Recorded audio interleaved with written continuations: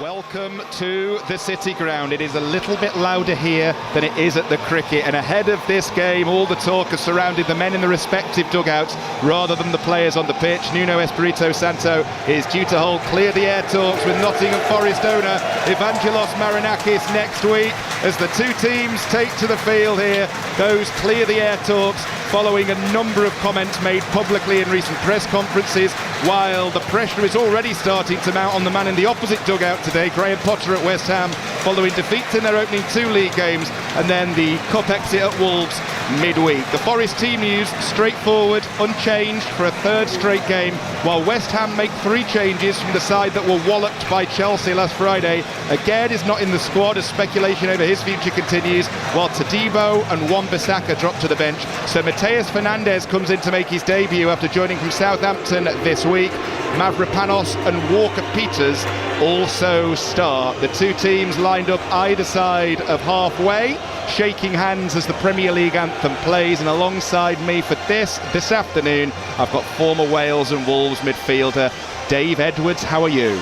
I'm very good, excited for this game. I think it'll be a really good one. Both teams have a bit of a point to prove with what's happened in the last few weeks, so it should be a very exciting match. Did you get to see any kind of sneak peek of West Ham midweek with them playing at your Wolves? I did, yes. It was an improved performance, I think, from West Ham after their two opening Premier League defeats. The disappointment at Sunderland, followed by that Chelsea home defeat, and there was improvements at Molineux, but they couldn't see the game out. And this is a team at the moment who are suffering with a little bit of confidence issues. There's a little bit of hostility between the fan base and the management at the moment, and Graham Potter will be so desperate to try and start mending that here today at the City Ground with a positive result.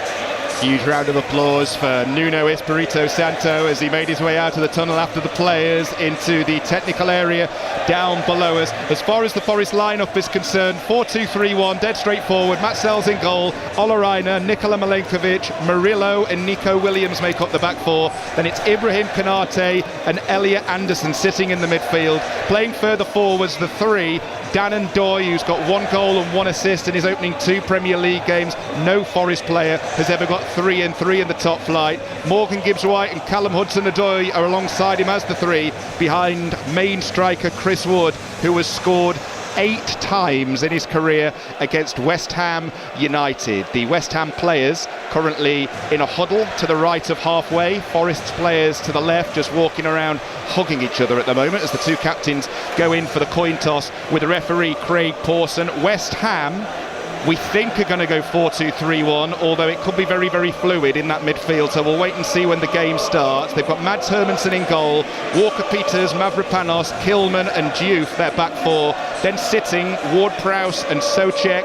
Further forwards as the three, Bowen, Fernandes and Paqueta. Lots of speculation still about his future.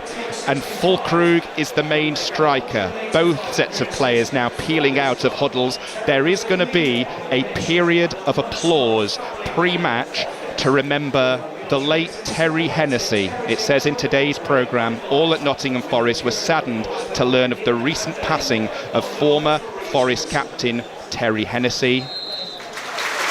And we'll have a period of applause.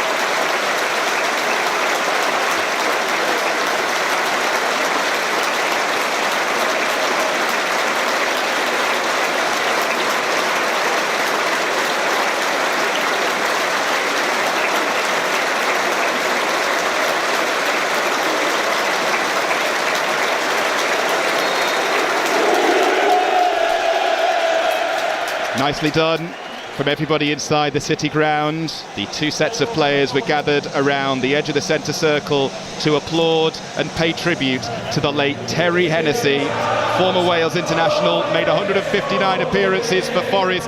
Now, I was at the City Ground on the opening weekend for the 3-1 win against Brentford. Just listen to this, the atmosphere ahead of kick-off is awesome.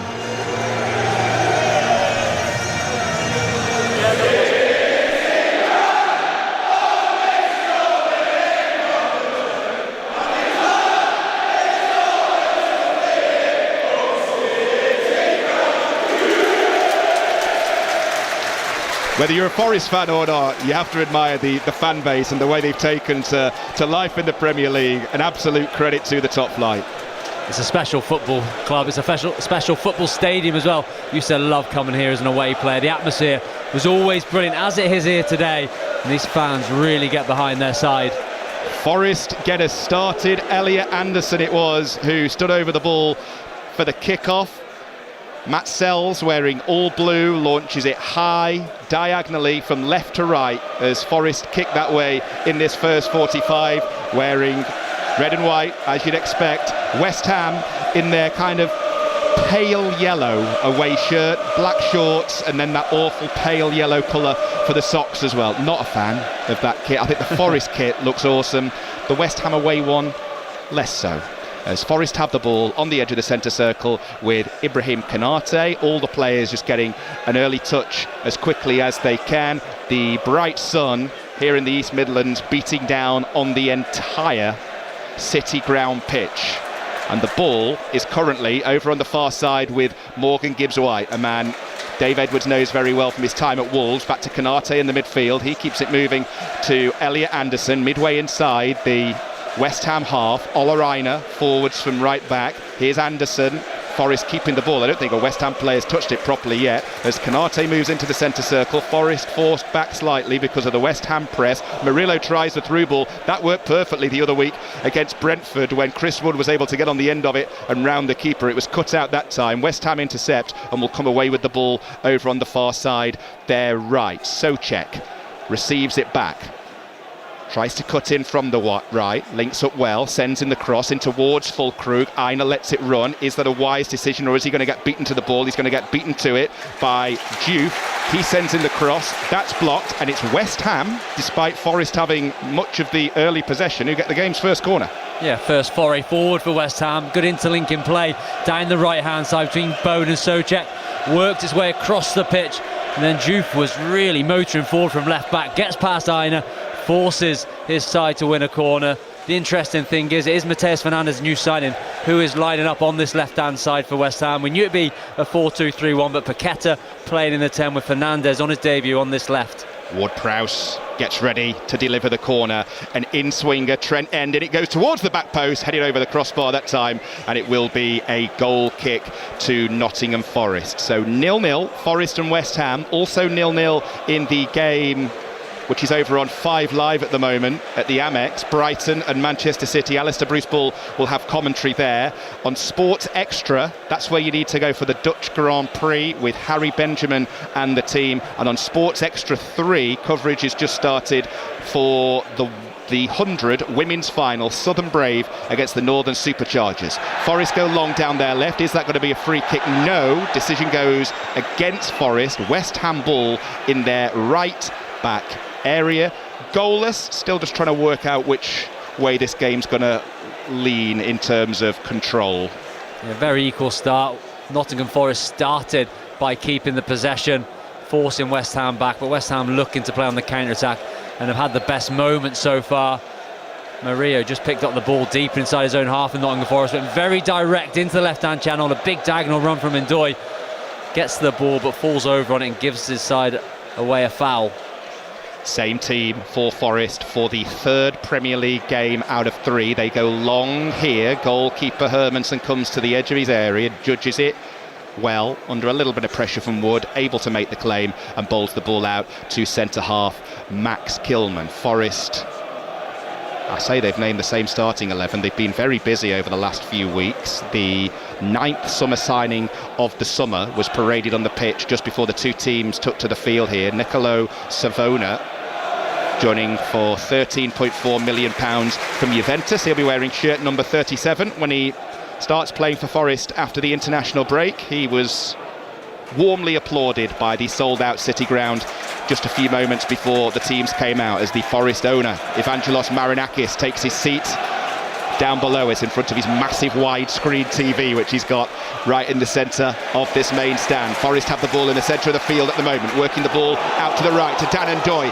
Can he beat Diouf? Gets the low cross in towards the penalty area, dealt with easily that time by West Ham and Kilman, and they will bring the ball away. He has been a revelation in the opening 2 Premier League games, and Ndoye, as the ball goes out, it will be a free kick actually for West Ham, just in front of where we are here. Dan Ndoye's been terrific, and we're just getting another good glimpse of him there. Yeah, pacey on this right hand side, makes lots of good runs. You saw the other side of his game against Crystal Palace with a wonderful through ball for the equaliser, which Callum Hudson-Odoi got on the end of. But yeah, very dynamic, adds something different to this West Ham team in the absence of Ante Elanga vacating to go to Newcastle. Not exactly the same type of player, but definitely has the physicality and dynamism to match. Long ball forwards from that free kick from Hermansen, wearing all yellow, so much on it, carries all the way through to the man wearing all blue in the form of Matt Sells in the Nottingham Forest goal. So if you've just joined us here on Sports Extra 2, 5.5 minutes gone, Forest 0, West Ham 0. That voice you just heard is that of the former Wolves and Wales midfielder Dave Edwards, alongside myself, Lee Blakeman, for commentary here. Brighton 0, Manchester City 0 is over on 5 Live. If you're looking for that, you can go anywhere via the BBC Sounds app. So much choice at the moment. Dutch Grand Prix, women's final in the 100, all covered ahead of Liverpool versus Arsenal later on. Ball currently with West Ham inside their own half. They switch it from right to left to bring in Al-Hajj Malik Diouf, who's seen a bit of the ball in the opening 6 minutes on this near side. West Ham just trying to get a feel for things at the moment. They've had one corner so far, but it's been Forest who've been dominating the possession in play. West Ham with the ball with Mavropanos at centre half, one of 3 players to come in as Graham Potter shakes things up to try and find a solution to their troubling start. No wins in 3 in all competitions, and one of those defeats, a right old walloping at home to Chelsea, which didn't feel early on like it was going to go that way, to be fair to them. There's a raucous atmosphere inside the London Stadium, and they got that early goal from Paqueta, wonder goal as well. And West Ham fans have been hoping that'd be something to build on, to hold on to, but that hard work was quickly undone. And from there, Chelsea ran riot, and West Ham's confidence really dropped. But it's not showing now, though. They're keeping the ball very competently. Yeah, I think they've just overhit this one, though, as they hit it down the right, looking for the run of Bowen. Can he keep the ball in play? Tries his best, but it had too much on it, and it will go behind for a goal kick to Nottingham Forest. In the bright sunshine, next to the River Trent, goal kick to be taken by Matt Sells. Forest have won their last 3 Premier League games in a row against West Ham, and as I mentioned pre-kick-off, Chris Wood has 8 goals against them too. Ball over the top here, chance for Forest as they go into the area right side. Pull back, just goes behind Wood that time, as it looked like it was going to pick him out. The pullback from Ndoye, it was just behind Wood, and the attack will break down if West Ham can get the ball out. Over on the far side they can. West Ham have a throw. It was good play in the first place by Ndoye, good long ball forwards to pick him out, but the final ball just the wrong side of Wood. Yeah, this was a big chance for Nottingham Forest. They have been direct early, looking to get in behind the high line of West Ham. Lovely ball from Olena into the right channel. Ndoye's away from the defence.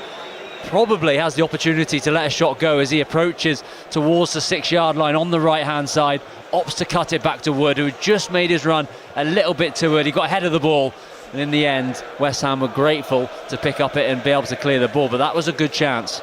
I've got a feeling I'm going to sound like a stuck record for much of this commentary this afternoon, because I'm going to constantly praise Dan Ndoye. A great start again, as he made against Brentford in the previous home game here. It's Aina on the attack for Forest, midway inside the West Ham half at the moment. He tries to cut inside, but runs straight into Mateus Fernandes on his West Ham debut.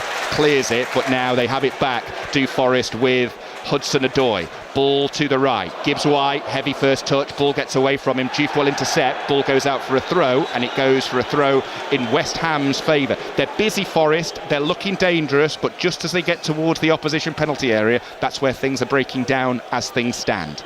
Yeah, they have a wonderful intensity. Even without the ball, they're going to press high up the pitch, trying to force West Ham into mistakes. But that ball over the top has been very good for them, a really good outlet. They haven't been able to make it count yet. 0-0, Forest and West Ham, 9.5 played here on Sports Extra 2.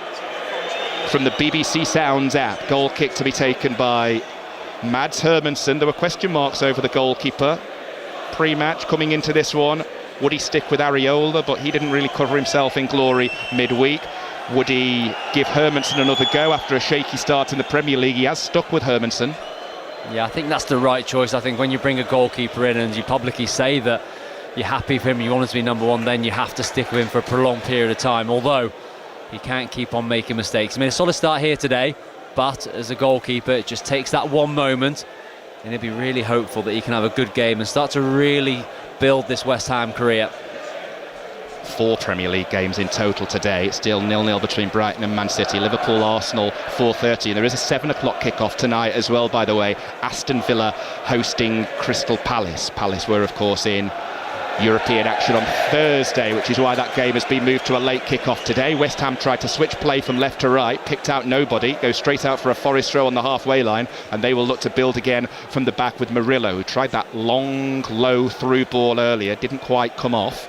It's with Canate at the moment on halfway. Brings in Aina. Forest enjoying a lot of the ball on this near side in the early stages here. 10.5 gone on Sports Extra 2. Milenkovic strokes it to Murillo, keeps it moving, ball over on the far side. Nico Williams is out there. Forest look comfortable in possession as they work it into the midfield where Ward-Prowse has it. Ball out to the left. It's going to get played into the area to Morgan Gibbs-White, takes it to the byline. Cross goes into the side netting. Patient build-up, as I say, from Nottingham Forest. That was more patient from Nottingham Forest, trying to find their way through the lines, but during that there's so many little darting runs from Hudson-Odoi, from Ndoye, trying to get in behind this back line of West Ham, who keeps squeezing up the pitch. You can see Max Kilman trying to usher his defensive partners out of, or higher up the pitch, and that's leaving lots of room to exploit, and that's what Forest are trying to find. But on that occasion a little bit more patient. They do get the ball into a good area on the left hand side of the box, but just overhit the pass to Morgan Gibbs-White. Hudson-Odoi and Gibbs-White interchanging quite a bit, very fluid the way they work and swap about. It is, and it's difficult for defenders to really stick with one man. The communication has to be so good, being able to pass people on, but if you get that moment just wrong, then all of a sudden there's going to be so much space for Nottingham Forest to try and influence and get players the other side of that defence.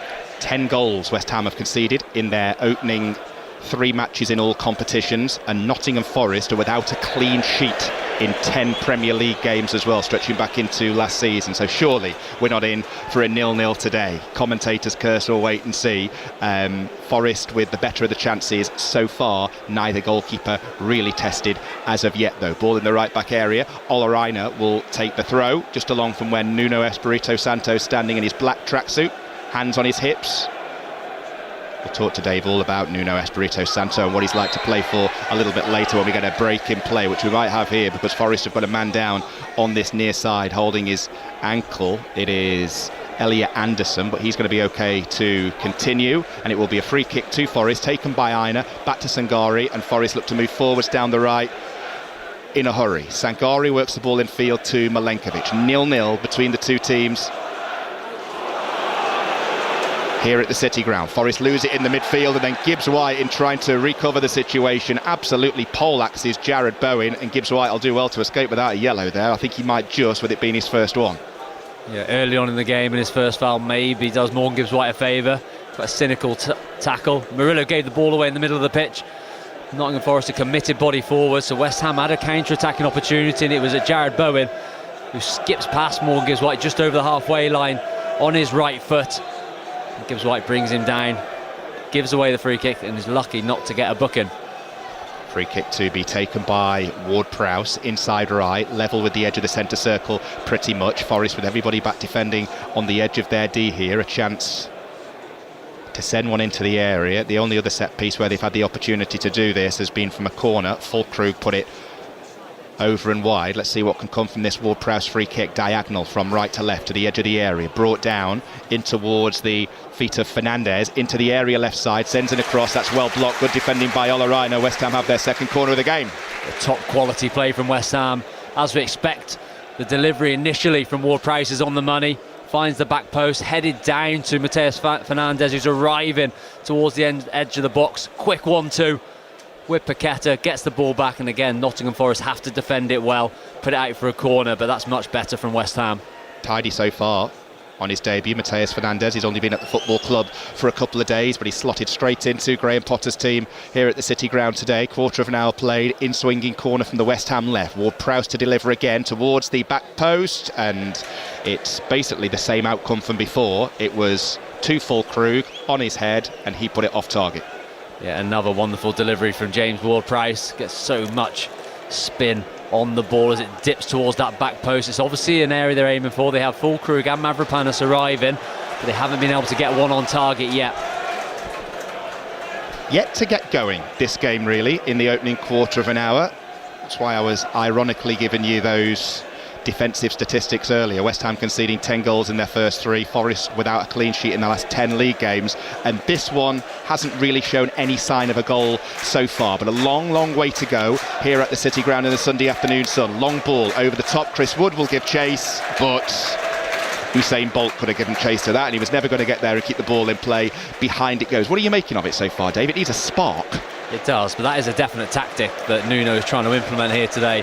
That ball over the top, this high line from West Ham is leaving that space. It's Chris Wood on this occasion who tries to make a little darting diagonal run, but the ball is over here. A little bit of quality on the pass, and Nottingham Forest will get opportunities. You can see Elliot Anderson encouraging his front three to really spin in behind, and that is a definite tactic, and West Ham need to be careful of that.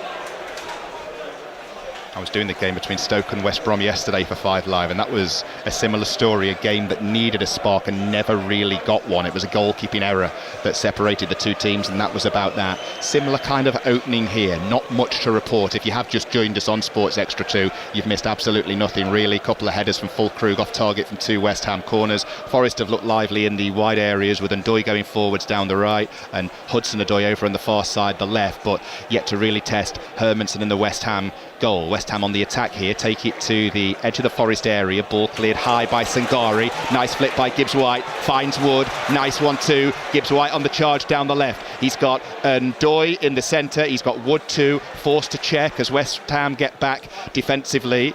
Gibbs-White and Hudson-Odoi over on that far side, then Gibbs-White gives the ball away, hence the groans from the Forest faithful. They try to recover it in the midfield by a combination of Anderson and Nico Williams. Referee happy for play to go on because there was a bit of a melee there, but Forest come away with it down the left. Hudson-Odoi falls for Gibbs-White, edge of the area, lets it run, didn't quite fall for Sangari. West Ham able to clear only as far as Aina. This is better from Forest as Aina goes charging towards the edge of the area right side, checks, sends in a cross, blocked by West Ham. Loose ball falls for Sangari again, wide on the right, sends in a cross, too deep, headed behind.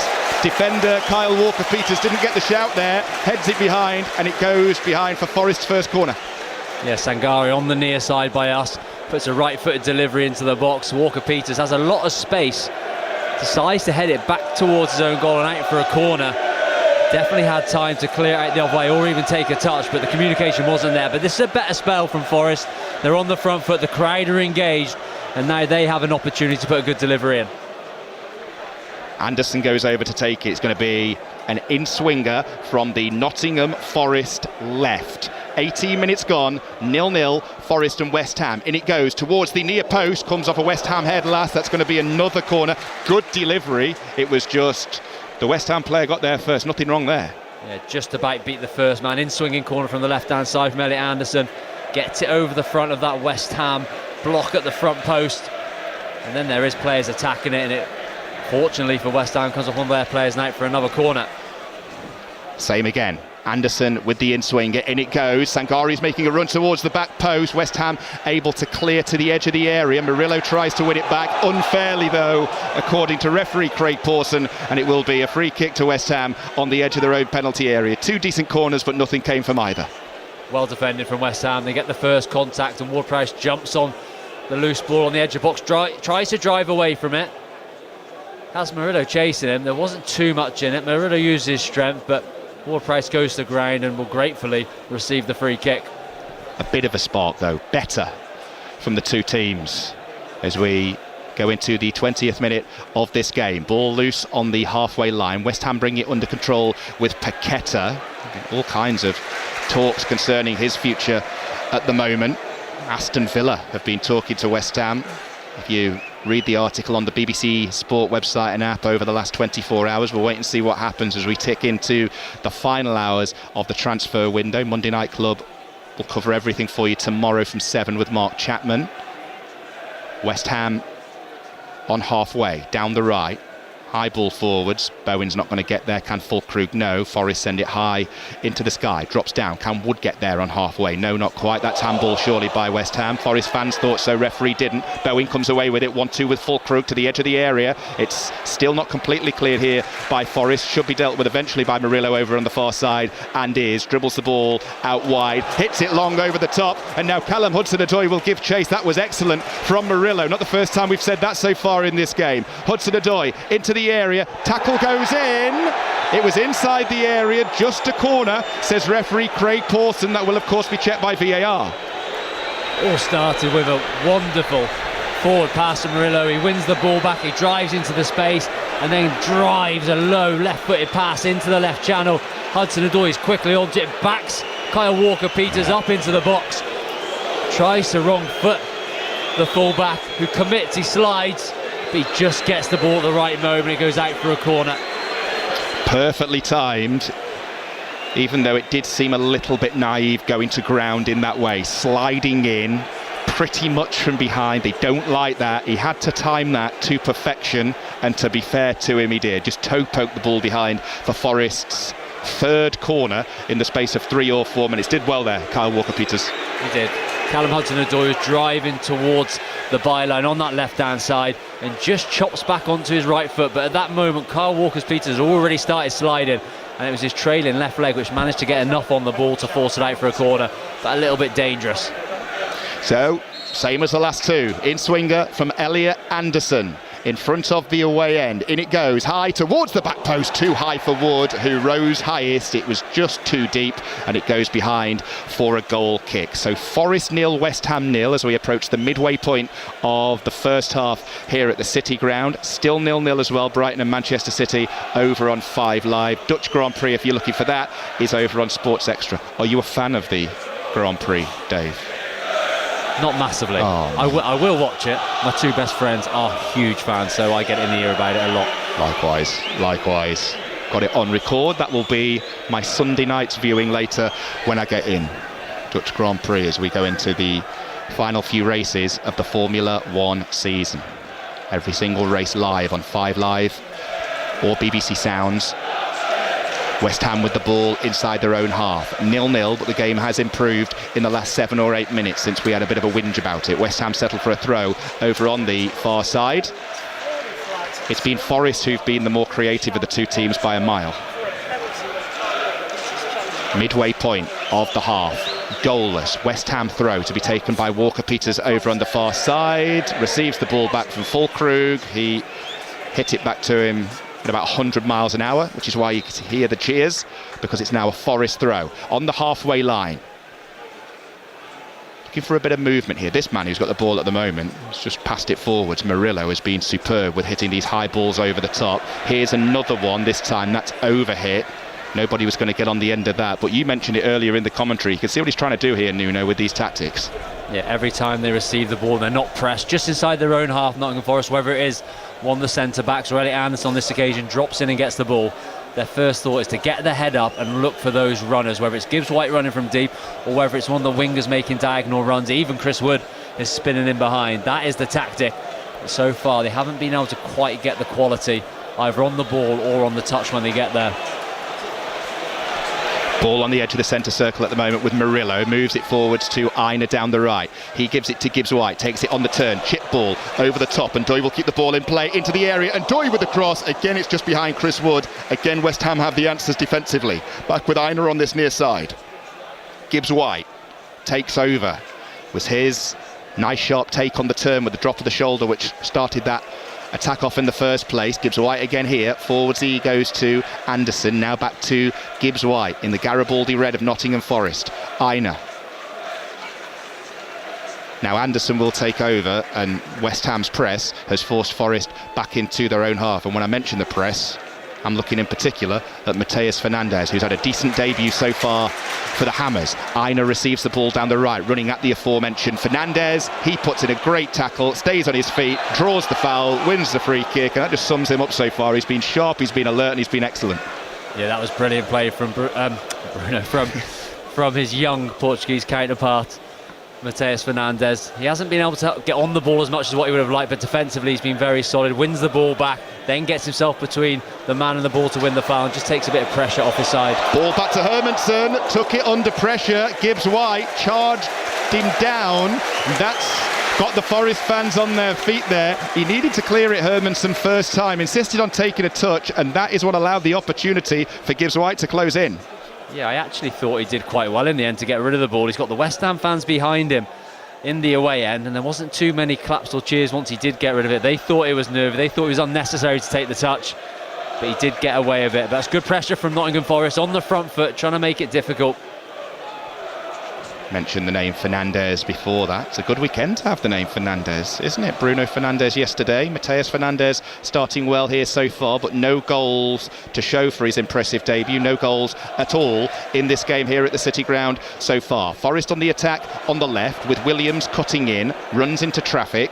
Paqueta wins it back for West Ham, facing his own goal, boxed in by his own corner flag at the minute, so he's got a little bit of running and work to do. Does well to pick out Ward-Prowse, and then eventually they will go back to centre-half to Mavropanos. He will clear long, but it goes straight to Murillo, who's under a little bit of pressure here. Murillo does well to make it stick, shrugs off Paqueta, and now it's with Sangari in the midfield. Moves it to the right as Forest come charging forwards once again. Milenkovic brings Aina into the game. Gibbs White took it on the stretch, couldn't keep hold of it. Fernandes was there, snapping at his heels, intercept, and West Ham come away with Paqueta. Moves it to the right. Over hit, Bowen turns to him as if to go, or as if to say, what was that? Attack over for West Ham. Forest restart from the throw. Just a little bit careless from Paqueta. Yeah, both teams really. Morgan Gibbs White has given the ball away on a few occasions already. He's the one who's picking up these really clever pockets of space. Usually has wonderful quality on the ball, but he's been a little bit sloppy as well. Well, Forest want a free kick for a shirt pull on Gibbs White. Right under the nose of the assistant referee on this near side. The assistant referee not interested at all. Gibbs White looked irritated. West Ham clear long down the centre of the field, and Murillo will take time to start another attack from the back. Gibbs White signed that new long-term contract in the summer. Somebody you know well from your Wolves days. You knew him from a very young age, actually. Yeah, Morgan, he was training with us at the age of 15.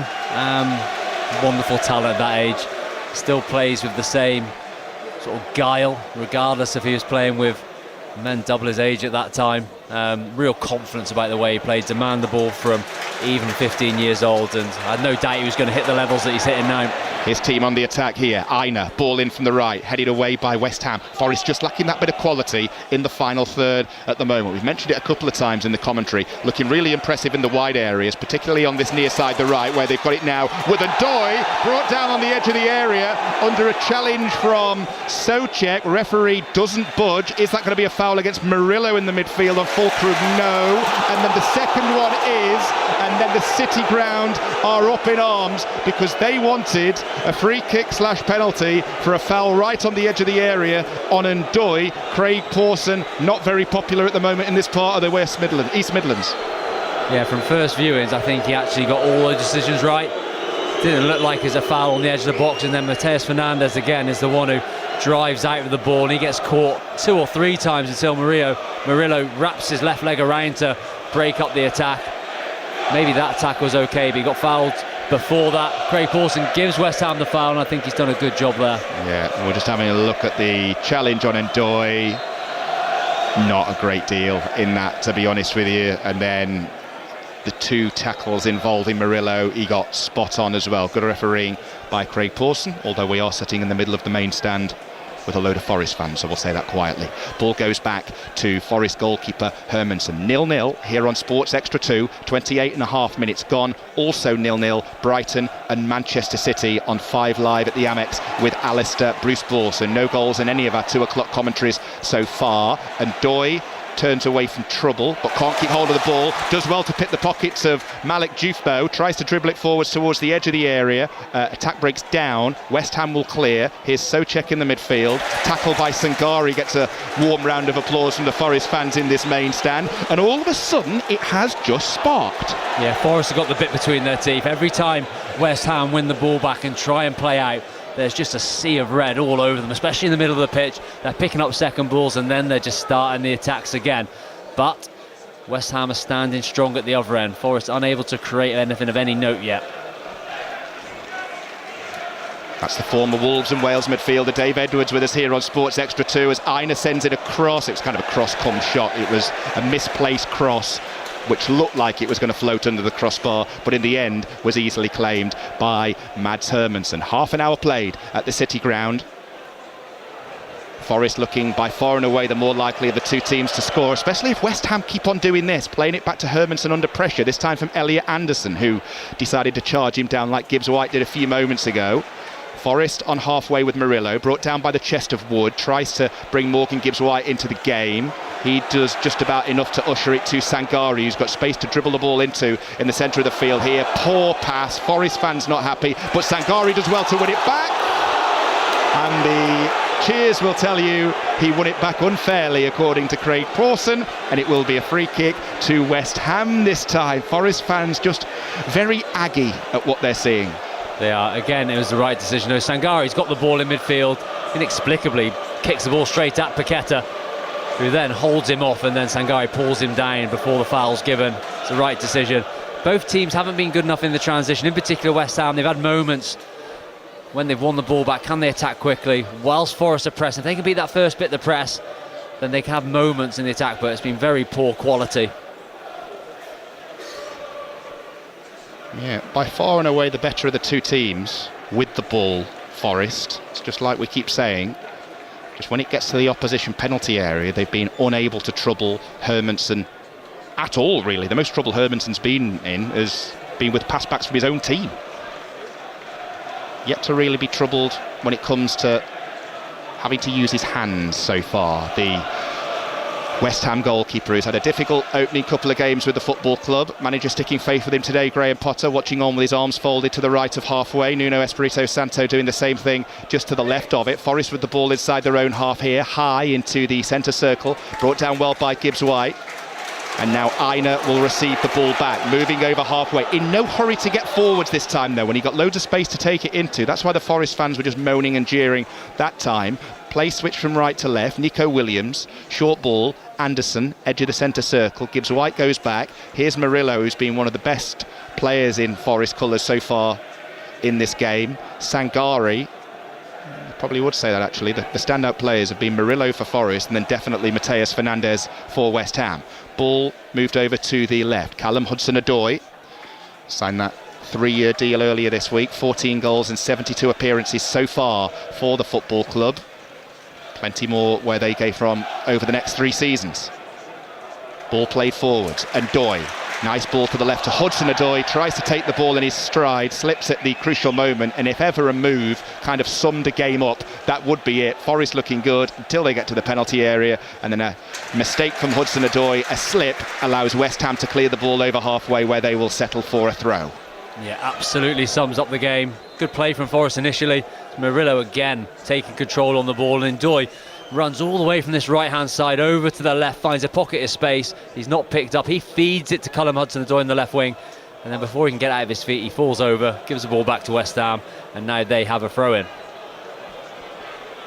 If you're thinking of going elsewhere in search of goals, and you're thinking of heading to the Amex, don't, because it's 0-0 there as well, over on 5 Live between Brighton and Manchester City. 2 more to come later. 1 more full commentary on 5 Live. Liverpool Arsenal at 4:30. Then we'll have updates of Villa Palace into 6:06 with Robbie Savage and Chris Sutton. Ball hit long, left to right by West Ham. Bowen unable to keep the ball in play. He'll be frustrated, Jared Bowen. He's not been in the game at all, and whenever the ball's been played towards him, it's been about 10 yards too far away from him.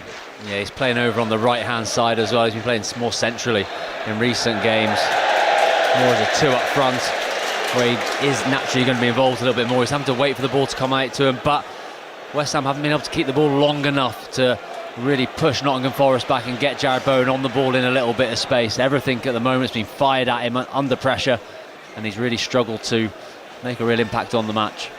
11 minutes to go until half-time. Forest 0, West Ham 0. Gibbs White with the ball midway inside the West Ham half. Aina wide of him, picks him out, plays it infield. Here's Dan Ndoye, tries to peel away from his marker, who is Thomas Soucek at the moment. Goes back to Aina wide right. There has been a goal now at Brighton, and it's been scored by Erling Haaland for Manchester City. Brighton 0, Manchester City 1 over on 5 Live. Murillo comes forwards here, looking to score for Forest. Ball out to the left. Hudson-Odoi with a cross in towards Wood. Headed away well first time by Mavropanos for West Ham. Forest throw midway inside the West Ham half, taken quickly by Nico Williams, who receives the ball back from Murillo. Wide on the left. What could he do here?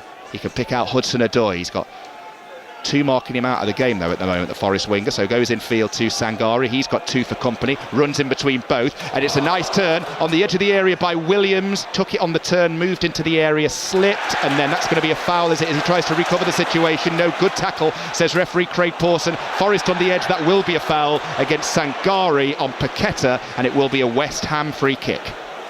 Once again, excellent football from Forest until they get to the very final action, whether that's in and around the box. It's a lovely turn from Nico Williams. It's played into him from Sangari. Nico Williams is in the box on the left hand side, turns and swivels on the first touch, but then loses control on the second touch, gives it back to West Ham, who tried to break away, and Sangari gives away another foul on Paqueta. Old Firm derby, by the way, earlier. Our first commentary on 5 Live ended goalless. Rangers 0, Celtic 0. The Dundee derby, currently Dundee 0, Dundee United 1, north of the border. Here, Forest have a free kick in their left back area. 9 minutes to go until the break. What will Nuno be thinking? Someone you know, well, he's soldier. I mean, you know him very well. Knows his footballers, that's for sure. What will he be thinking as he ponders his half-time team talk at the moment? Been happy of the two? I think, yeah, definitely. I think they've been the better team. I think West Ham haven't really offered a lot going forward apart from 2 corners. Forest have got into some really good moments. I think that's what Nuno can control. He can control the tactical side of things, creating opportunities on the pitch where Forest can take advantage. Now they just need the quality in those moments to make a better pass, a better cross, a better finish, and Nuno can't control that himself from the side, so it'll be more of the same. Is he a ranter, Nuno? Because whenever he speaks to us, very softly spoken. What's he like when he's speaking to you guys as players? I'd say 80 to 90% of the time it's like that, very considered, but he has that, I wouldn't say it's a switch in personality, but he can be very authoritative, and it's enough to make you a little bit scared. So he has that respect where you know that you can't take liberties with him at all. So yeah, most of the time very softly spoken, but when he needs to have more serious conversations, he certainly can. Ball still loose in the midfield at the moment. West Ham have got it back now with Diouf out to the left towards Ward-Prowse. Aina stands up strong, defends well, clears long over halfway. Wood with the layoff towards Gibbs White, little bit of space, flicks the ball to Ndoye, poor from him. That's going to be handball against Ndoye, is it? Potter wanted it, Paqueta wanted it, nothing doing though, say the officials. And now Forest here on the attack. They switched it from right to left to Callum Hudson-Odoi, lays it off for Nico Williams, back to Hudson-Odoi, level with the edge of the penalty area, running at Walker-Peters. Works it onto his right foot, then goes back to Murillo. Hush inside the City ground in anticipation of the delivery from Murillo, which was poor, it was overhit, and it carries all the way through to goalkeeper Hermansen. Was he good to play for, Nuno? Yeah, very good. So I wasn't with him for too long, but in terms of his preparation for matches, he's one of the very best. Understanding the weaknesses of the opposition, how he's going to hurt them, the days leading into a game where we'll work on stuff on how to beat the opposition of the weekend was as good as I played under, and then the same way what their sort of best bits are as well and what we need to look at defensively. Doesn't give huge amounts of information, but enough to make a real difference. Well, hopefully he'll be here at the City ground for many years to come. He has got those clear the air talks penciled in this coming week with owner Evangelos Marinakis. Something clearly not right there. There's been a lot said in recent press conferences from Nuno, who's been very open. We'll wait and see what comes of the talks. West Ham on the attack here with Fernandez. Pulls the ball. That shot goes in from Paqueta, and it's brilliantly clawed over the crossbar by Matt Sells. It was a good move all round. Fernandez with the low ball in. Paqueta with a fierce shot. Strong right hand to get it over the crossbar from Sells. Yeah, best moment of the match. It's Juve on the left-hand side, picks up the ball, he's tight to the byline, halfway into Nottingham Forest half, and it's a lovely little darting diagonal run from Mateus Fernandes, who's been the standout player for West Ham. He gets played in, and then he has options to make. Can he pick the right pass? And he certainly does. He cuts it back to an on-riving Paqueta. He's the man you want on the ball. Gets his left foot at it from towards the edge of the box. It's a smart save from Sells, who pushes it over the bar for a corner. 39 on the clock. That is the first shot on target, and it was a good one as well. Ward-Prowse with the corner, headed down by Mavropanos, cleared away, and then the shot goes over the crossbar from Juve. Referee had spotted something he didn't like inside the penalty area anyway, and it's going to be a free kick. But just going back to that move, a glimpse of what West Ham can do. Yeah, absolutely. When they are good in the transition and they can pick the passes quickly, they can exploit the space that Forest will leave, and they did just that. I think Mateus Fernandes has been the best outfield player for West Ham, and he made a lovely little run inside to out, and he finds the space. But when he gets into that area, there's lots of red shirts looking at him as he gets his head up, so he has to have a lot of calmness to pick the right pass, and he just waited for a moment, saw Paqueta arriving at the edge of the box and picks him out perfectly. And it's a good strike from Paqueta. It's a bit too close to Matt Sells, but a smart save from the stopper. I've just heard someone sitting just to our left doing an update there, also pointing out that it's the first effort on target. I think many people inside the City ground were just thinking, come on, for goodness sake, somebody do something to liven this game up. And Paqueta and Fernandes between them certainly did that. And Matt Sells with an excellent save, because it came at him full pelt, reacted quickly. It was straight at him, and he did well to get it over the bar. Anywhere else, and he would have been in a world of trouble there, the Forest keeper, because it was hit so well by Paqueta. And now the ball is with Forest for a throw on their left, right by the corner flag. Forest on the attack here as we move into the final 5 minutes of the first half here at the City ground. It's a long throw, in it goes. West Ham head clear via Mavropanos. It's back with Anderson over on the far side. Nico Williams will take over, Paqueta for company. Cross is blocked, and Forest have their fourth corner of the game. Yeah, pushing West Ham back again. Paqueta, he's the man who makes the block over on the left-hand side of Nottingham Forest. Nico Williams tries to get his cross in, but it's well blocked. And now expect Alec Anderson, as he's done with all the other corners, whip it under that bar, put Hermansen under some pressure. In swinger from Anderson again in front of the West Ham fans. Away to our right, Anderson sends it in. West Ham head it clear. Pieces will be picked up by Sangari in the Forest midfield. He goes back. West Ham defenders, though, still standing on that 18-yard line. There's 7 of them at the moment queuing up as Forest come back down their left with Callum Hudson-Odoi. They've not used the opportunity to get out of their penalty area and clear out yet. Here's Sangari running at Ward-Prowse, takes it to the edge of the area. Now it's going to find Anderson. Forest looking for the opening goal as we tick towards half-time. Ball out to the left to Callum Hudson-Odoi with Paqueta in front of him. Infield, Nico Williams might fancy a shot here. Right foot onto his left. Can he dig out a cross? He can, towards the back post, and Doi was waiting with his head, but Souček beat him to it, and he heads the ball behind for another Forest corner. Yeah, good stuff from Forest, keeping the attack alive, sustaining some pressure. Nico Williams with wonderful footwork over on the left-hand side of that box. He's inside on his right foot, heading towards goal, chops back on his left, and then he hangs a delicious delivery up at the back post, waiting to be attacked. But in the end, West Ham stood strong, and a terrific header out for another corner. On the right this time, this near side, Anderson with the away swinger, raises both hands in the air, and it goes across the 6-yard line, flicked header away by West Ham. It's going to be picked up over on the far side by Hudson-Odoi, running at Ward-Prowse. Can he get a shot away? Works it onto his left foot, sends the cross in, too close to Hermansen, who makes a more routine claim than he was probably expecting at one stage. Yeah, a bit too close to the keeper. Hudson-Odoi chopping and changing on that left-hand side, gets a cross in, but too close to Hermansen. But West Ham defended these set pieces very well so far. Thomas Souček, who's got his head on most of them, brings you a lot defensively. West Ham give it away, playing out, and here come Forest again with Gibbs-White, who not for the first time loses the ball in the midfield. He has not had his best half by some stretch. Morgan Gibbs-White, a few sloppy bits of play that have seen him lose possession on a number of different occasions. That's going to be a foul by Paqueta on Nico Williams, and it will be a Forest free kick inside their own half. Sloppy for Morgan Gibbs-White though, Dave. Yeah, we don't usually see those sorts of passes from Morgan Gibbs-White. Usually very trustworthy and creative on the ball. He's finding the pocket of space, which isn't easy to do.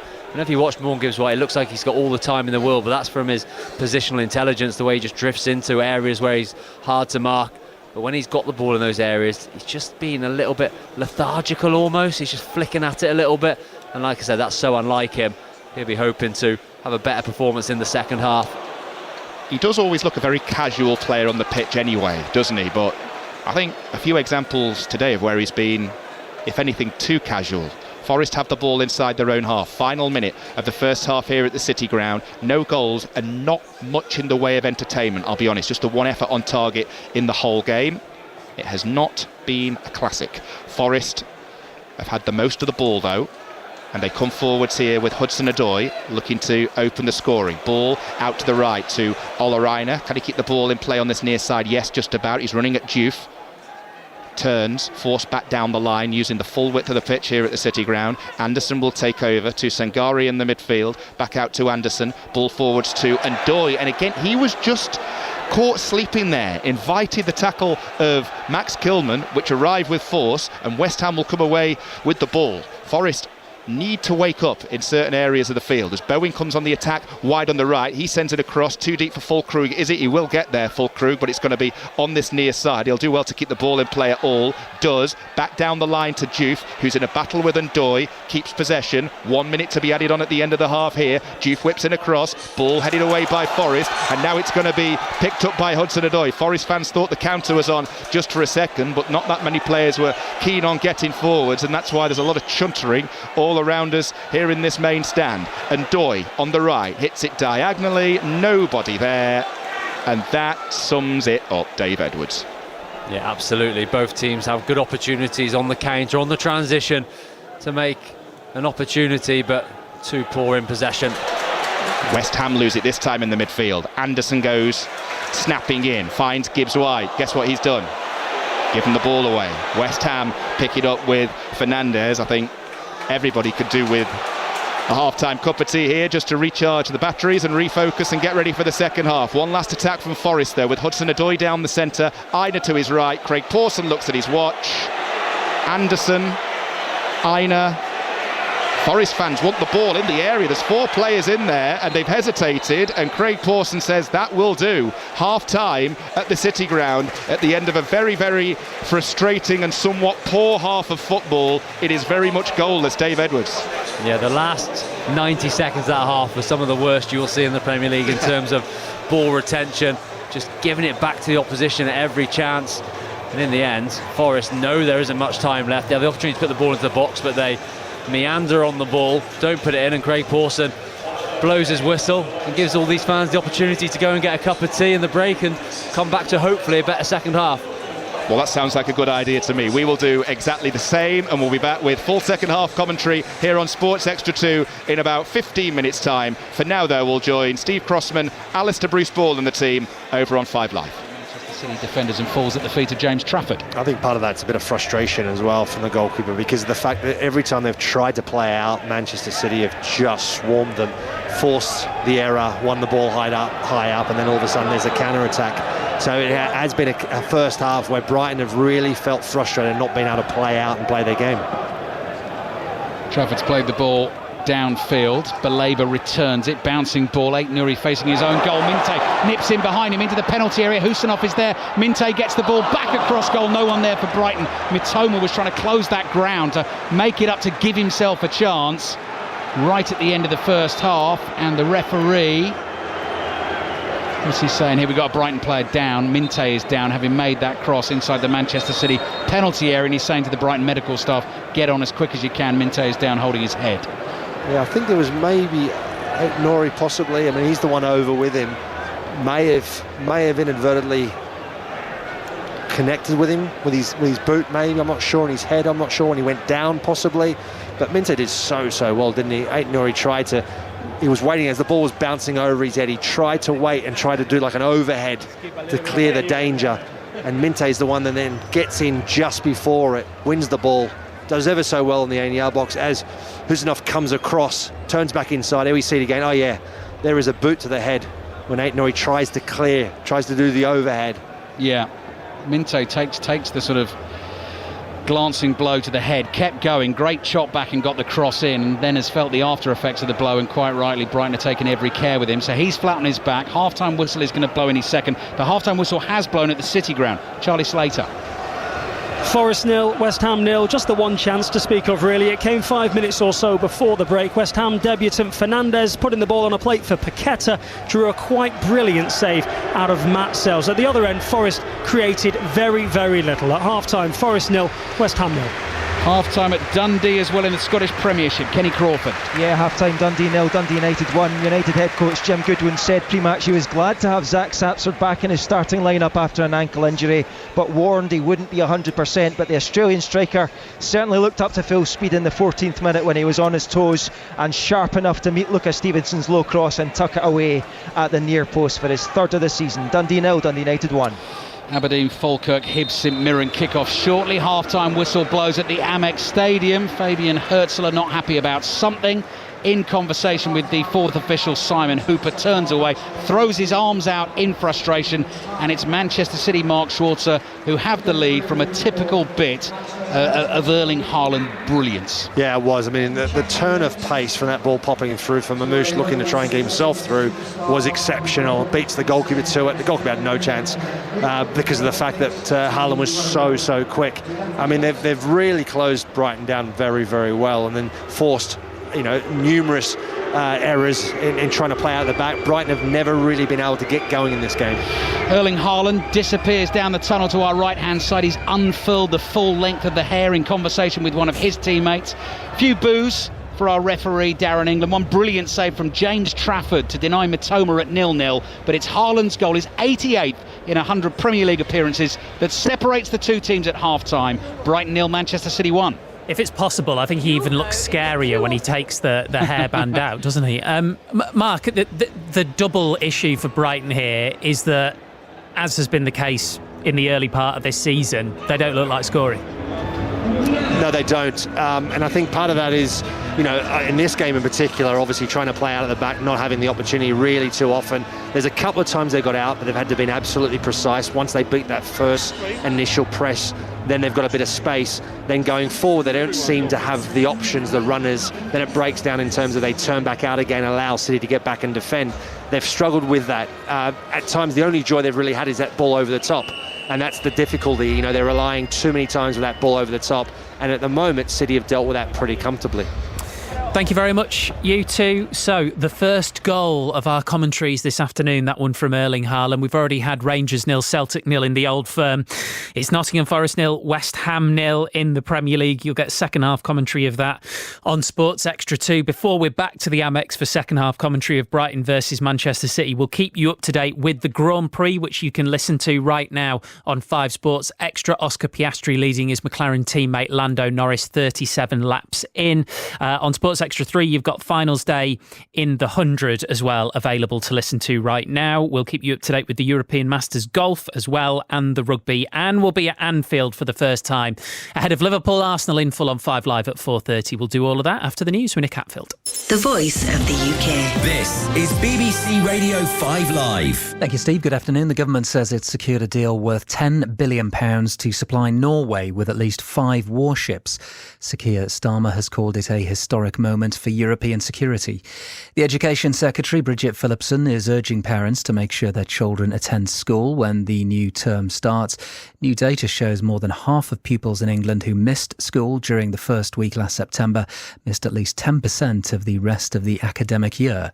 Pro-Palestinian activists, including the climate and political campaigner Greta Thunberg, are preparing to sail from Barcelona in a protest flotilla towards Gaza. More than 200 people from 44 countries are taking part. And the Conservative leader Kemi Badenoch is promising to scrap all net zero requirements on oil and gas companies drilling in the North Sea. In a speech in Aberdeen on Tuesday, she'll outline plans to maximise extraction of fossil fuels if she wins power. It's 1997 when the streets of a housing scheme erupt. Angry scenes at the Raplock estate in Stirling outside the house of a convicted paedophile. At the heart of the crowd, Big Mags Heaney, an anti-paedophile campaigner who made headlines. She wasn't the only person who stood up. She just happened to shout the loudest. dubbed the matriarch of a family from hell. The amount of crimes committed by that family was stuff of legend. I was so scared. Crime Next Door, the ballad of Big Mags. Listen first on BBC Sounds. This is 5 Live Premier League Sunday with Steve Crossman. Listen on BBC Sounds. In the final of the Women's 100 right now, Southern Brave batting first, 57 for 3 off 52 balls. You can listen to full commentary of that right now on Sports Extra 3. What's happening in the Grand Prix in the Netherlands? Harry Benjamin. Well, after a safety car intervention for Lewis Hamilton, who crashed out in his Ferrari, it's Oscar Piastri back out in front, leading this race. Lando Norris in second, 1.5 seconds back, and being told there are no other options for him. If he wants to win this race, he's going to have to overtake his teammate on the track. Max Verstappen lies third, with still a small threat of rain in the air here at Zandvoort. And you can listen to full commentary right now on 5 Sports Extra. Let's get a bit more detail on what's going on at Lords right now. Henry Moran. 61 on the board for the Southern Brave, unbeaten in the group stages, 8 from 8. 55 balls have been bowled. They've not exactly got away from the Superchargers. It's nothing like the game we saw yesterday. All those runs scored in that Superchargers eliminator win over the London Spirit. Kate Cross took 2 wickets in 2 balls to remove Maya Boucher and Laura Wolfart. Danny Wyatt is the other wicket. But out in the middle, Sophie Devine, the experienced New Zealander, is playing very nicely indeed, looking to build a partnership with Freya Kemp. The Southern Brave going into the game probably as favourites given their performance in the group stage. Find themselves in a reasonably strong position, 61 from 55, but they do need to accelerate. And that one is on Sports Extra 3 right now. Sports Extra later on for the men's final at 6 o'clock. Oval Invincibles against Trent Rockets. Luke Donald will confirm his team for next month's Ryder Cup tomorrow afternoon. England's Matt Wallace has an outside chance of being a captain's pick. He's currently leading the European Masters. Ian Carter. Yes, he was, but Tristan Lawrence with a birdie at the 12th after Wallace came within an inch of sinking his birdie putt just a few moments ago, Steve, means that the Englishman is now trailing. He's 20 under par, Lawrence at 21. Of course, South African has absolutely zero interest as far as the Ryder Cup is concerned, but Luke Donald will like what he's seeing here. Rasmus Højgaard, who you remember a week ago snatched his automatic place in the team, he's just had an eagle at the 14th. He's up into third place at 19 under par, 7 under for the day. Matt Fitzpatrick's on this leaderboard as well. He's the favourite for what we think is the one remaining captain's pick, but Wallace is trying to get into that conversation, and so too is Marco Penge, who's having a very good weekend as well, and he's in the group at 14 under par. Thank you very much, Ian. In the Women's Rugby World Cup, it finished Ireland 43, Spain 27, half-time in the second game of the day. So it's the defending champions New Zealand 38-5 up against Japan. You can watch that one live on iPlayer. Italy-South Africa kicks off in York at 3:30. That one is also available for you on iPlayer. Earlier today, Rangers and Celtic played out a goalless draw in the Old Firm. This comes after they were both dumped out of the Champions League earlier this week. So Celtic are top on 10 points, joint with Hearts. Rangers 7th, still looking for a first league win under Russell Martin. Let's hear from the Celtic manager Brendan Rodgers. I don't think it was a good game at all, if I'm totally honest. I think positive for us, yeah, we've defended well in the main over the course of the start of the season, not giving much away, been very resolute, all these things that you need, which is a positive. I don't think we had any shots against us on goal, so coming to Ibrox, that's always a positive, but our offensive game is nowhere near the level that I would like it to be at. So yeah, so that's my 7. I'm sure it wasn't a great watch, and sometimes they never are, these games. They can be so tense, but I thought it was a game that lacked quality. Can you put your finger on why your offensive threat isn't anywhere near the level that you want it?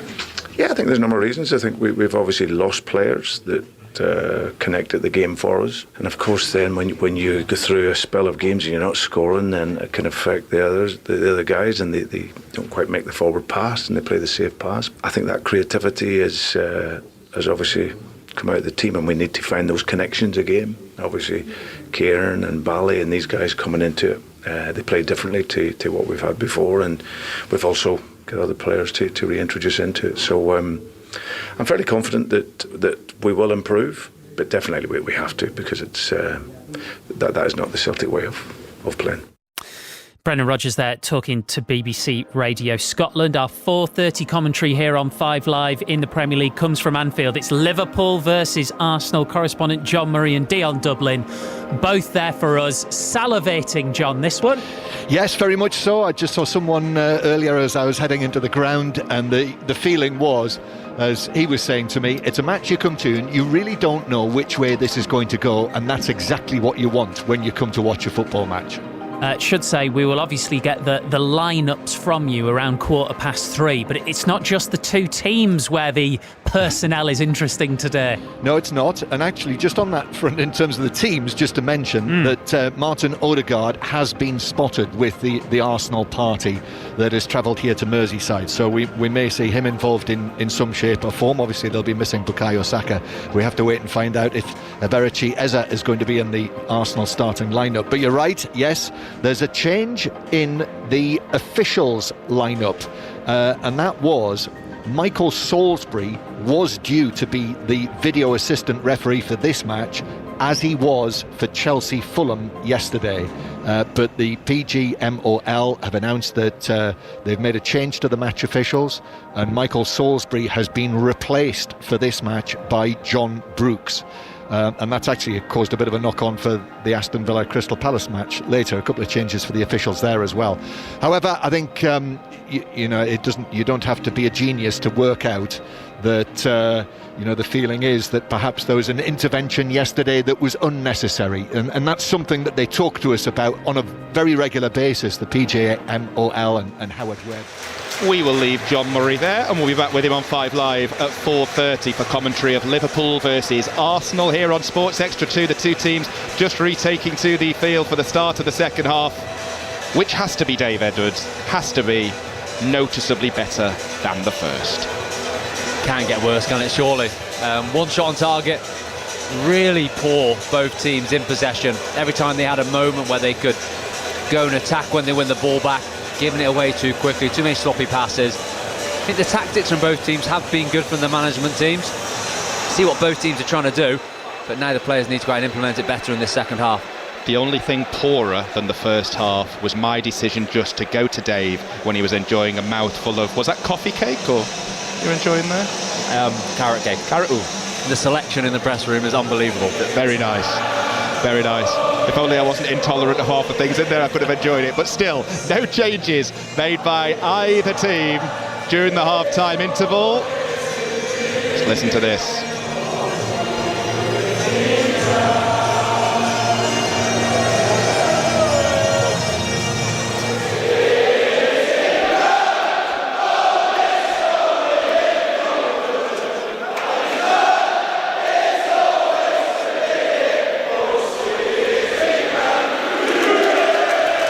Great noise. We now just need a great second half to follow it as the referee Craig Pawson gets us started. Forest kicking from right to left, attacking the Trent end in this second half. West Ham attacking the away end, kicking from left to right. As I say, no substitutions made by either manager. I'll run through the two lineups for you as soon as we get a little break in play. Forest with some work to do on the edge of their own area here with Ola Reina, who runs into a little bit of trouble but does well to keep hold of it, carry the ball into the midfield to Anderson. Aina will receive it back, works the ball forwards of him to Dan and Doy wearing bright fluorescent yellow boots.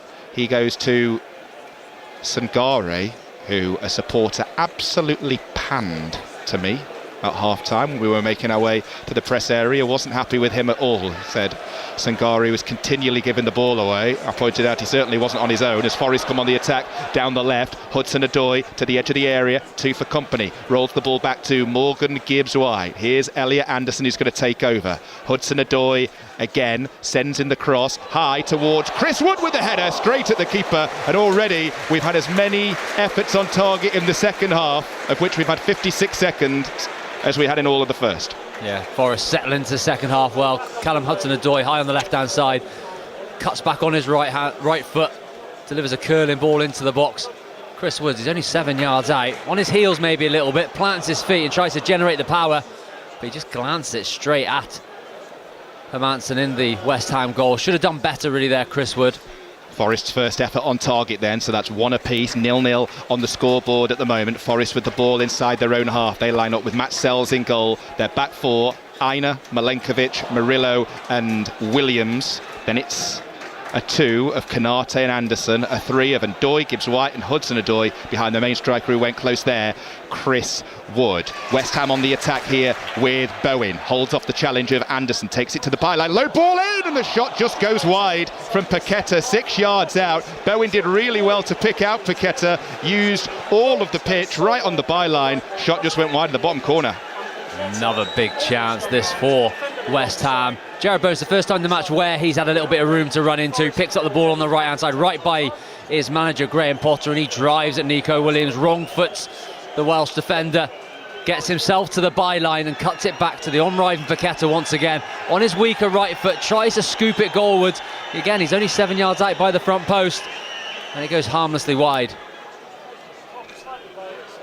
So chances at either end in the opening 2.5 minutes of the second half. West Ham, by the way, has got a break in play here for some reason. I think, has Fulkrug got a bit of blood? The medics are being called for on this near side. I think we have got a medical incident over on the far side.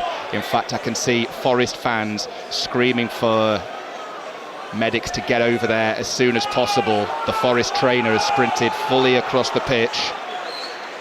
More ambulance staff on this near side as well, just waiting to be called for. Stewards over there, so we are going to have a break in play here while we have a medical incident in the stand while that supporter receives treatment. Just reflecting on what we've seen on the pitch in this second half. A bright start from both teams.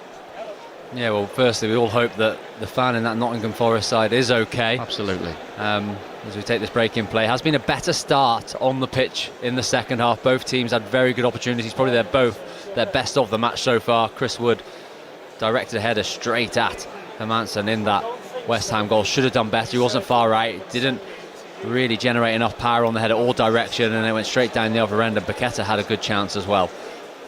He would have been very frustrated in the first half, Chris Wood, because as we know, he's all about service, especially when you're that kind of striker, and he just wasn't getting any, whether it be from Hudson-Odoi, whether it be from Ndoye or Gibbs-White. None of the crosses were quite reaching him through a combination of good West Ham defending and poor deliveries.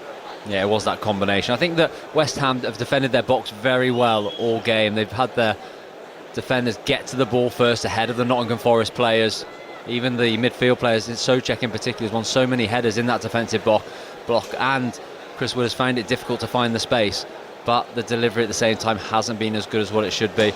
The quality into him hasn't been as good, but he got that opportunity first time. He has found the space, and he'll be disappointed because he's had a good start to the season. He started last season incredibly well, scoring a lot of goals. His form under Nuno in general is excellent, and that was an opportunity he'll feel like he could have done better with. So we have just got this break in play while that supporter receives treatment over on the far side. Just getting a close-up at the moment of Nicola Savona, Forest's latest signing, their 9th signing of the summer, arriving from Juventus for £13.5 million.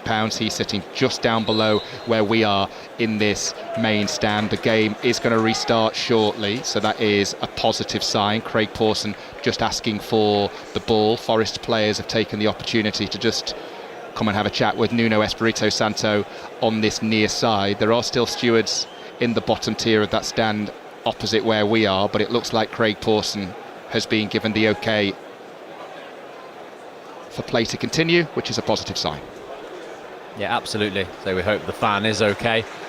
Credit to how quickly the medical staff managed to get to the other side of the pitch. I hope it's a good sign that the play is able to get back underway. Well, we have restarted. I've given you the Forest 11 on their bench. Angus Gunn's a substitute goalkeeper. The outfield players are Morato, Douglas Luiz, Arnau Calamuendo, Igor Jesus, and then Amari Hutchinson, Ryan Yates, James McAtee and Willy Bolly. I'll run through the West Ham lineup for you in just a tick. Forest have the ball on the halfway line. Murillo receives the ball back, and Forest will build again from the back. It had been a bright start to the second half, and now here come Forest again with Hudson-Odoi wide on the left. Running at the West Ham right back, Kyle Walker-Peters brings in Nico Williams. Forest still have the ball with Anderson. Anderson receives the ball back once more. He's got 3 for company. Forest just keeping the ball, struggling to get it anywhere near the penalty area though at the moment. Murillo chips it over the top. Who was having his shirt pulled there? Somebody was having a shirt pulled on this near side for Forest, Nico Williams, but Forest settled for the throw. Williams looking for some movement either side of him from the throw-in. Who can he pick out? He can pick out Morgan Gibbs-White inside the penalty area with his back to goal. Back to Williams once again. Williams sends in the cross, should be defended well and is defended well by El Hadj Malik Diouf, and Forest will receive the ball back in their midfield area with Kanate. Ball to Aina. Gibbs-White, attack breaks down. West Ham will have a throw. They line up 4-2-3-1 in front of goalkeeper Mads Hermansen. The back 4, Walker-Peters, Mavropanos, Kilman and Diouf. Then a 2 of Ward-Prowse and Souček. Then a 3 of Bowen, Fernandez and Paqueta behind the main striker, Nicholas Füllkrug, who had 2 headers from 2 corners early in the game, Füllkrug. And then he hasn't done much else, Dave, really. No, he's been living on scraps as well. He had the 2 best opportunities off those corners early in the second half. He'll be hoping to get himself into the game. Both teams have options on the bench to try and change things, but if you're the man on the pitch at the moment, you'll be desperate to take advantage of that. Ball goes behind for a goal kick to West Ham on their bench. Ariola's the substitute goalkeeper, got a run out against Wolves midweek, didn't cover himself in glory there, so Hermansen given the nod again today in the Premier League. Then their outfield substitutes, Crescencio Somerville, Callum Wilson, Guido Rodriguez, Jean-Claude Todibo, Aaron Wan-Bissaka, Ollie Scholes, Freddie Potts and Andy Irving.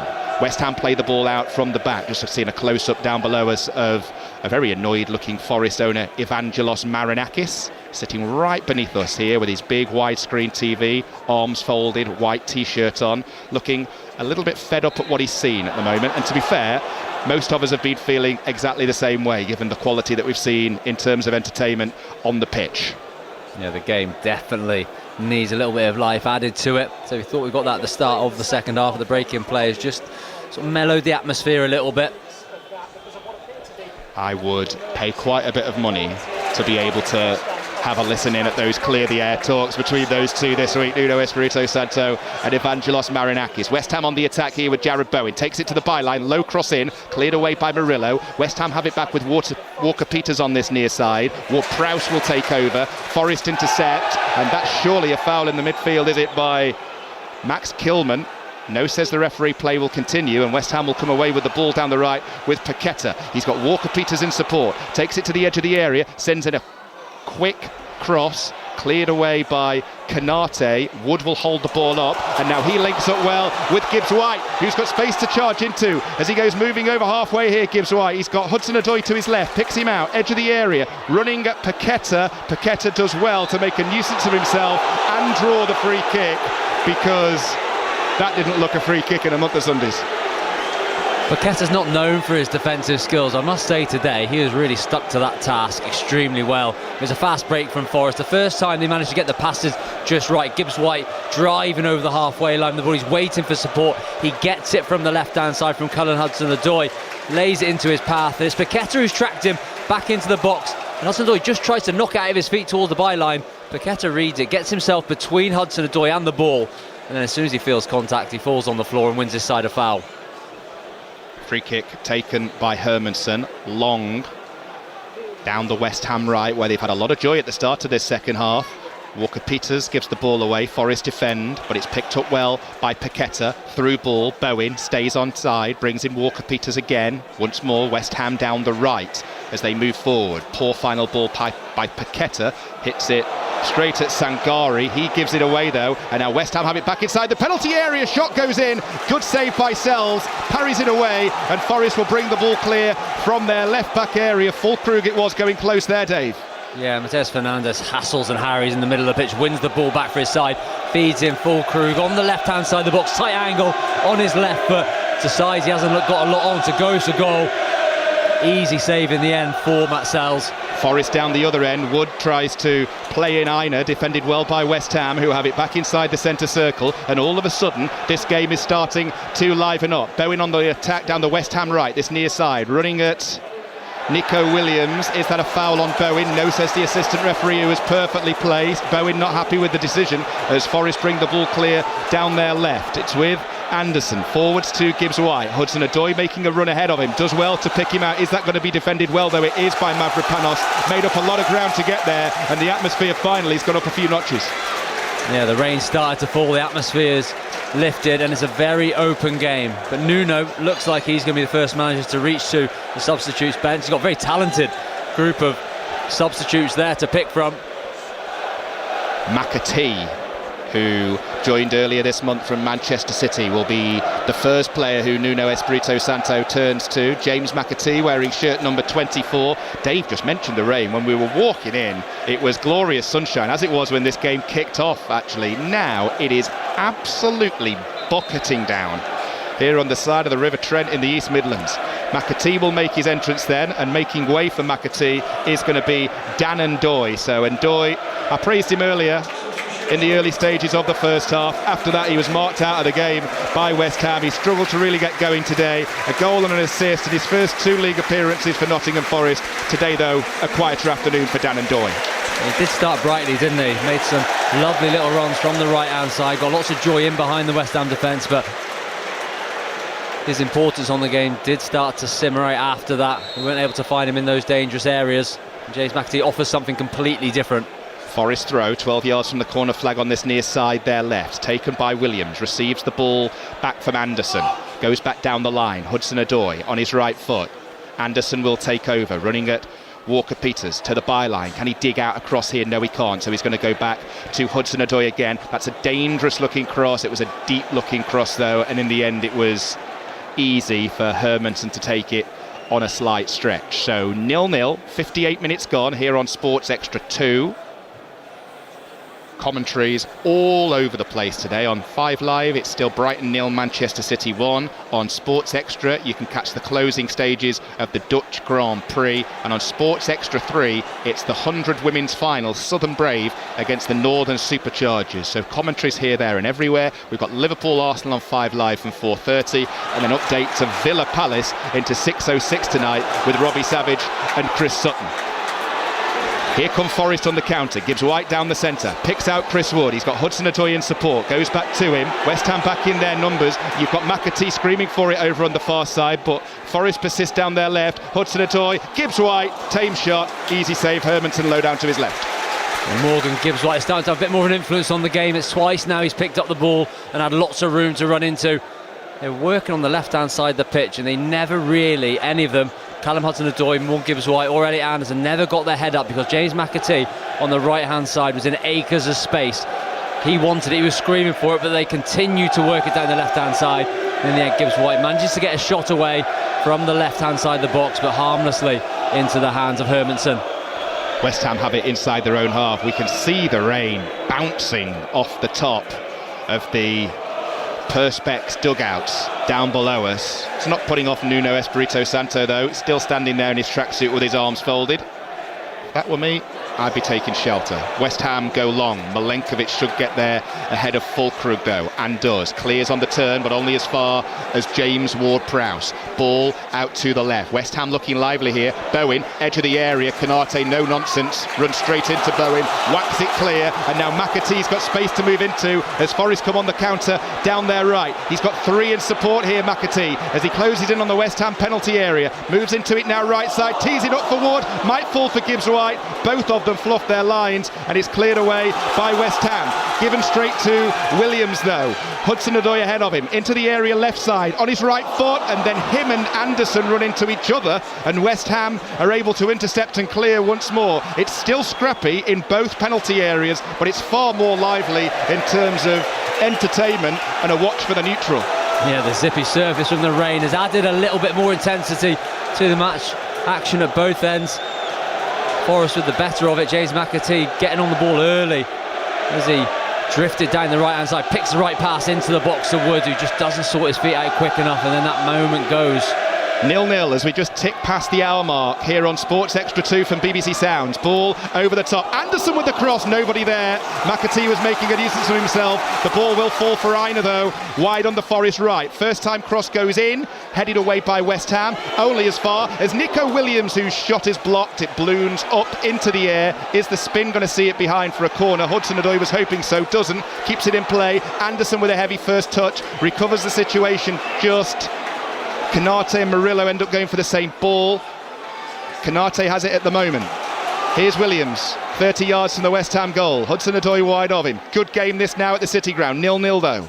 Hudson-Odoi running at Walker-Peters. Goes back to Anderson, encouraged to shoot, does shoot. Good block, Paqueta, and it rebounds over halfway and all the way back to Matt Sells. Yeah, I wonder if Paqueta has ever made this many blocks in a game. He has been in front of everything that Notts Forest have thrown at West Ham, throwing his body at the ball, tracking runners. Gibbs-White on the attack for Forest. Chip ball over the top. Anderson gets there first on the 18-yards line. Is able to poke it to Hudson-Odoi. Might fancy a shot. Does fancy a shot. Straight down the throat of Mads Hermansen. Game on at the City Ground, very much so. Yeah, Morgan Gibbs-White just starting to pull the strings now for Nottingham Forest, becoming more and more influential on the match. Getting the balls in those pockets of space behind the West Ham midfielder, and then he's taking on those forward passes, progressive passes, and they've been coming off and they've had chance after chance. Paqueta on the attack down the other end this time, where we're used to seeing more of him, having done plenty of defending today, as Dave was just saying. Maybe he's auditioning, Dave, as we go into the final few hours of the transfer window. Lots of speculation linking him with a move to Villa. Villa have been talking to West Ham, according to an article which you can currently read on the BBC Sport website and app. He's having a good game here, Paqueta, at both ends of the field at the moment, but more so defensively. Forest on the attack down the right. Aina's not going to get there, is he? No. Pitch a little bit quicker given the rain that we've had and still are having at the City Ground at the moment. West Ham making their first change. They're going to bring on Callum Wilson in place of Nicholas Fulkrug. He's huffed and he's puffed, but that's been about it from Fulkrug, really. Yeah, and it's not his fault. There hasn't been enough quality up towards Fulkrug. Works his socks off, works hard. He's had a couple of headers in the first half, a left-footed shot in the second, but all of them tough chances to take, and it's a lot of running, a lot of effort for very little reward for Nicholas Fulkrug, and hopefully for West Ham fans, Callum Wilson can come on and make the difference. So Wilson on, wearing shirt number 9, takes his place on the halfway line. Can he have more luck in front of goal than Fulkrug has had? Fulkrug goes and takes his place in the dugout to our right, to the right of the halfway line. Great vantage point that we've got here at the City Ground. By the way, right on halfway, a smidgen to the left of it, just behind, as we've mentioned a few times, the Forest owner Evangelos Marinakis. Here West Ham have the ball on their right. Walker-Peters tries to play it pinpoint to Bowen, read well and cut out by Nico Williams, and the rain stops 1 second and the sun comes out the next. Bizarre conditions weather-wise here in the East Midlands. Milenkovic gives it to Anderson, who's pulling a lot of the strings in the midfield as well, the man wearing shirt number 8 for Nottingham Forest. McAtee to Canate, ball out to the Forest right, where Gibbs-White has it, keeps it moving. McAtee again, he's got Aina ahead of him. Tries to beat a man, works it onto his left foot. Gibbs-White makes a good run, digs out a first-time cross, looking for a red shirt, can only find shirt number 2 for West Ham though, that of Kyle Walker-Peters, who's able to take it first time and whack it clear out for a Forest throw on the far side. Yeah, more good play from Forest. McAtee cutting in onto his left foot, sees a forward run from Gibbs-White, plays it into him. He just helps the ball into the box on the right-hand side. And Kyle Walker-Peters, calmest man inside the City Ground, takes a touch, waits for a moment and then clears his lines, and another throw in for Forest.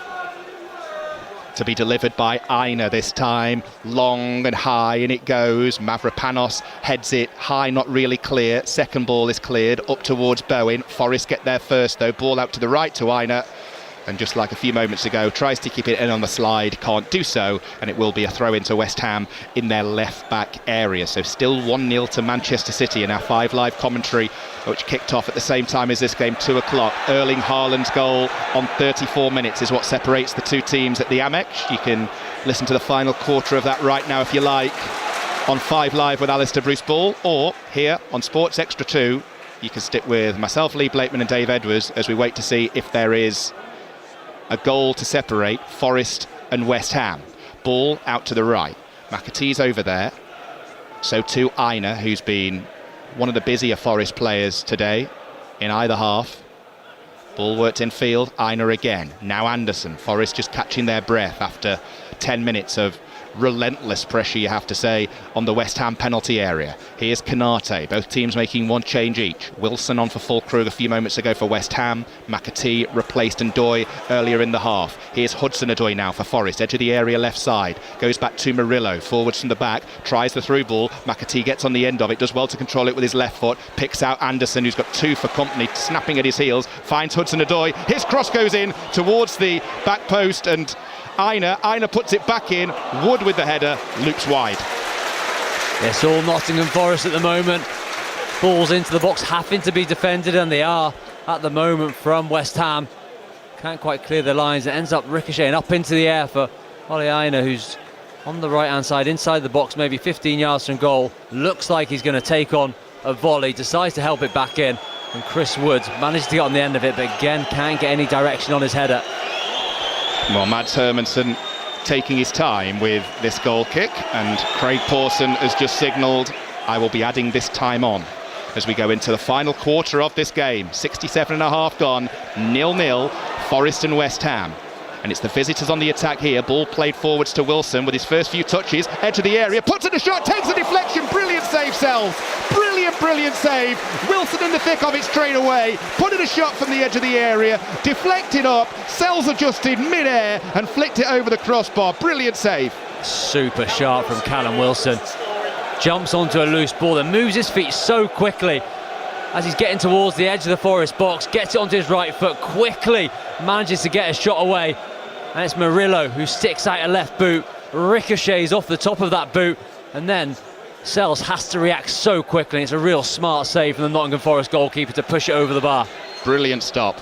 West Ham corner, away swinger, Ward-Prowse to take.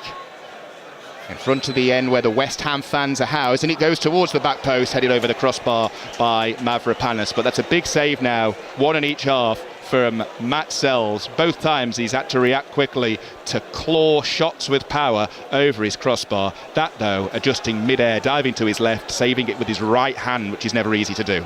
Yeah, that was the better of the saves, no doubt about that. Callum Wilson was excellent. I've not seen that sort of sharp play from anyone in a West Ham shirt during this game. And Sells was already moving one way before the deflection came, and he had to react so quickly. And not only that, get enough purchase on the ball to get it over the crossbar. And he did all of those things. Forest down the other end, go long towards Morgan Gibbs-White. Tried to keep it in play on the stretch, couldn't quite do so, and it goes behind for a West Ham goal kick. Interesting that West Ham chance came just seconds after Hermansson had been spoken to for time wasting. I was sitting here thinking, West Ham starting to get to the stage where they'll settle for a point and a 0-0 and a clean sheet, and then they go and nearly get the game's opening goal seconds later. Yeah, I do think the game plan now as we move into this last 20 minutes is they'll be happy to sit in their shape and just try to play for little moments on the counter-attack. And that's what that chance was, really. It's a long ball which just bounced at the feet of Callum Wilson. El Hadj Malik Diouf goes long down the left this time, looking for Wilson. Nearly got there, doesn't quite. Intercepted well by Forest defensively. Back the ball goes to Sells. Good unit, that back four of Forest. Aina, Milenkovic, Murillo, Williams. Not the easiest team to break down. And as we say, no clean sheet in 10 Premier League games. At the moment, they're going towards one. 20 minutes to go, plus stoppage time. There will be a bit of time added on with the medical incident involving the supporter at the start of the second half. Gibbs-White, Konate, back to Elliot Anderson. Forest played through the centre of the field this time. Nuno Espirito Santo talking to a member of his coaching staff, maybe plotting his second of his 5 allowed changes. Hudson-Odoi, ball to the right, good ball, finds Aina in space, on his left foot, over the top looking for Wood, headed away well by West Ham. Milenkovic has it back though for Forest. Aina with the cross, not much pace on that one. Again, easily defended by West Ham. Murillo will pick the loose ball up inside the centre circle this time. Substitutes warming up for both teams just away to our left. On the pitch, Konate moves forwards, gives it to Gibbs-White. A little bit of time and space, something he's not had much of in this game. Thought about a shot, instead plays it to the left to Hudson-Odoi. First time cross towards the back post, comes off a West Ham player in the form of Diouf. Took no chances and chested the ball behind for a corner. Yeah, patient stuff from Forest. Once again, it's Morgan Gibbs-White who gets the ball on the half turn, drives towards that West Ham box. Looks like he's going to let a shot go on his left foot, but dummies it and slides in. Callum Hudson-Odoi then just hangs the ball to the back post. Notts Forest players have made their run, but hadn't got on the end of it, and is well defended by Diouf. Anderson with a corner.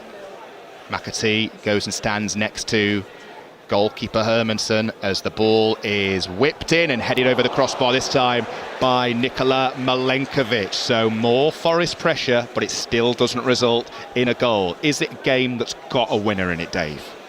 There's going to be chances, there's no doubt about that, and I think at both ends as well. The more Nottingham Forest put on this pressure in the second half, they are going to have to leave gaps, and if West Ham can have one moment of quality where they connect the first 2 or 3 passes, they will get opportunities with the pace of Callum Wilson to try and exploit that. But at the moment, it is all Nottingham Forest. They're the one knocking at the door, and you would think there'll be only so long that West Ham can keep them away. Igor Jesus getting ready to come on next for Nottingham Forest, another of their 9 summer arrivals. Ball with Hudson-Odoi, wide on the Forest left. Running at Walker-Peters, takes it to the byline. Has he taken it too far? No, he hasn't, because Walker-Peters goes sliding in to make the block, and Forest have yet another corner. A sustained period of pressure. It's been all Forest now for about 20 minutes, whether it be wide on the right, wide on the left as it was this time, or down the centre. They're coming at West Ham from all angles, but with no final product. Igor Jesus is going to come on then to make his first appearance at the City Ground, and he is going to replace Chris Wood, Dave, who has had one of his quieter games in a Forest shirt. Again, a bit like Fulkrug, has found the service very wanting. Done well when he's had the ball at his feet, he's kept possession, but he had that one chance at the start of the second half which he wished he'd have done better with, or expected he'd have done better with, but apart from that, he's had very little to go on. Forest corner. Anderson whips it in towards the back post, punched away by Hermansen. It's going to go straight to Aina, midway inside the half to the right of centre. Moves it quickly to the right, cross whipped in, volleyed clear by West Ham that time, and Max Kilman. Ball goes downfield. West Ham are going to bring on Andy Irving momentarily. The applause you can hear is for Chris Wood, left the field behind the goal, now just arriving back inside the Forest technical area as Forest go long over the top. Jesus nowhere near it, and it will be a West Ham goal kick. 16 and a half to go, 0-0 as West Ham ready. Andy Irving wearing shirt number 39, huge frame of a man, just standing next to the 4th official on this near side. Irving is going to come on to take the place of set-piece man James Ward-Prowse, who has tried his best with the deliveries, but again, somebody who in open play we've not seen a great deal of today. James Ward-Prowse, a bit like I was saying about Chris Wood a few seconds ago, not his busiest game. No, absolutely not. His deliveries off those set pieces have been wonderful. Every single one has been on the money, and usually met by a West Ham head. But in play, the game has really bypassed both midfields. They haven't been able to influence it of any sort of quality. So Andy Irving coming on will try and make a bit of a difference in there, a bit more physicality as well. On he comes then to try and just change the balance of this game slightly, because even though it is 0-0, it's just been wave after wave of Forest attack pretty much all of the second half. Nothing, if you missed the first half, nothing happened. Basically there was one effort on target and that was it. West Ham go long down the right. Bowen trying to get there ahead of Williams, does not get there though, ahead of Murillo, who has just got so much power behind that clearance it may well have landed at Trent Bridge.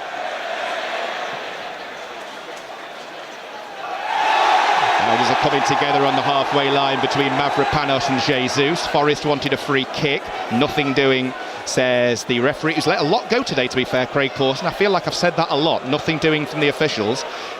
That's a poor ball by West Ham this time, straight out for a Forest throw right next to Graham Potter. Quarter of an hour for one of these two teams to try and find a winning goal at the City Ground as Ryan Yates warms up away to our left for the home team. Both managers with 3 more substitutes allowed.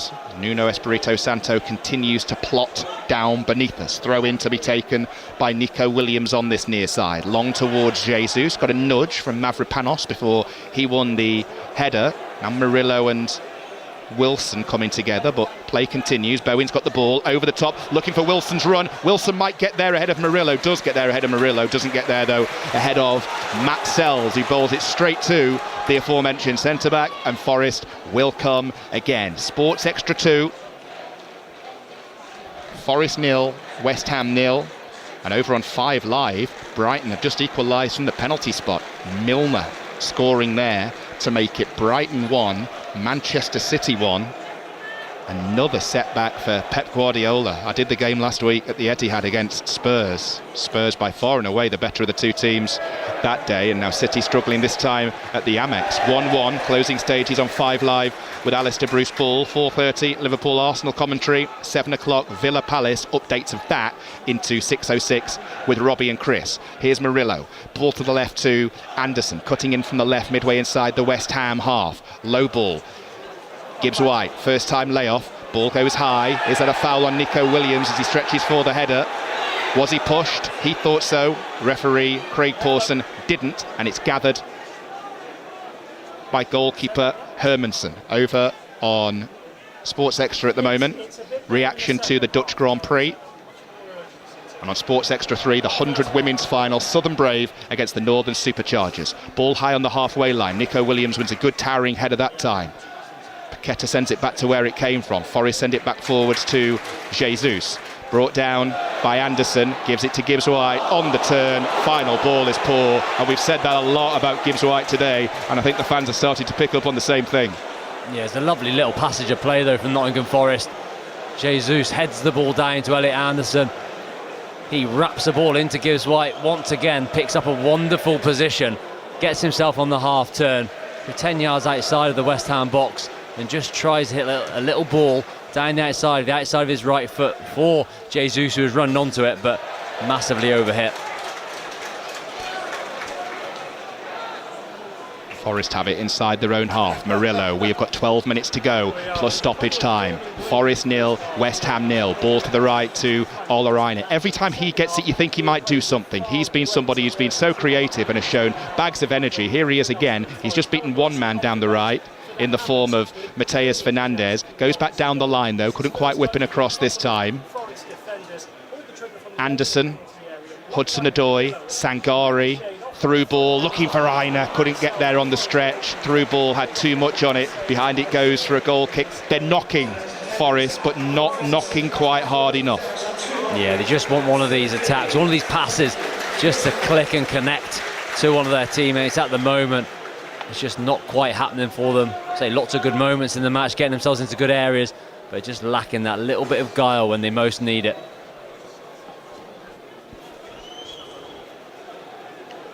Nuno and Graham Potter watching on from this near side, just along from where Ryan Yates continues to warm up for Forest. Goal kick to be taken by the man wearing all yellow, Mads Hermansen, who's being told, not for the first time by the referee, to hurry it up. Sends it long downfield to the right. Anderson underneath it, wins a good header. Is the loose ball going to spin towards Hudson-Odoi? It does. Offside flag's gone up as West Ham tried to play the ball forwards though against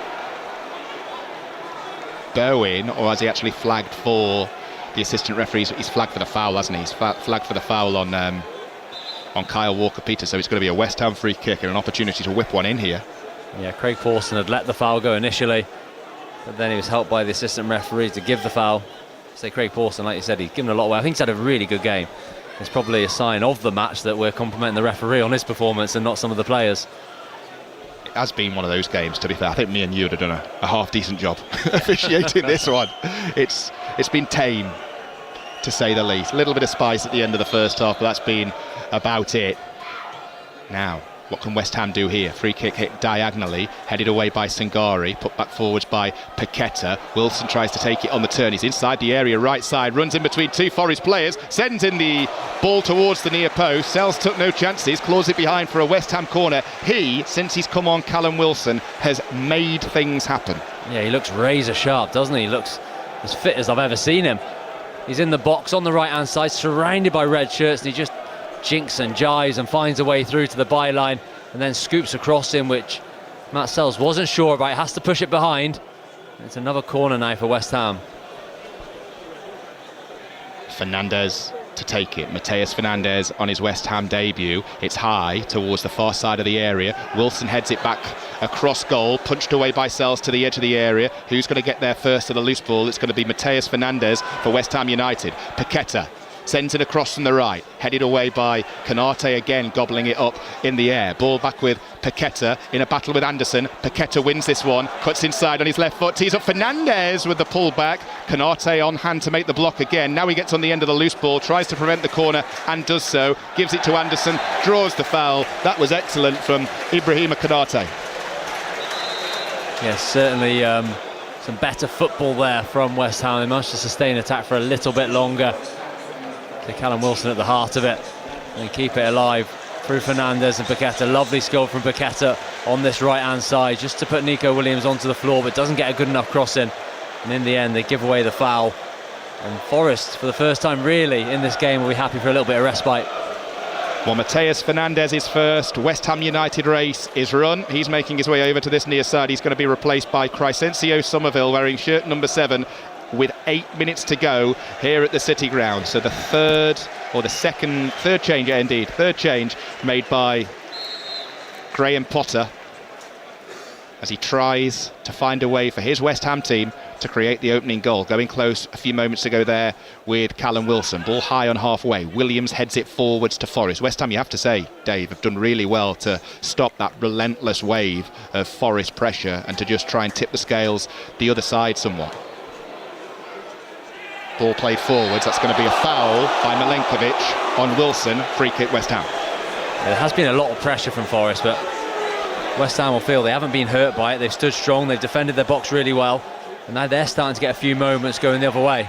Somerville into the thick of it straight away on the byline. Milenkovic for company. Goes back down the line to El Hadj Malik Diouf. Challenge goes in for McAtee. He wants the throw in for Forest. West Ham are going to get it though. Diouf looking to take it and looking to take it quickly, which he needs to do if they're to find the opening goal in this game. 0-0 on Sports Extra 2. Brighton and Manchester City still locked at 1-1 with 10 minutes to go on 5 Live. Here's Crescencio Somerville for West Ham, cutting in from the left, tees it up for Bowen with the shot, and Bowen with the goal! From absolutely nowhere, Jared Bowen, teed up by Somerville, left foot shot, bottom corner, and West Ham could be on their way to their first 3 points of the season. The fans behind the goal love that one. Bowen the scorer. Forest 0, West Ham 1.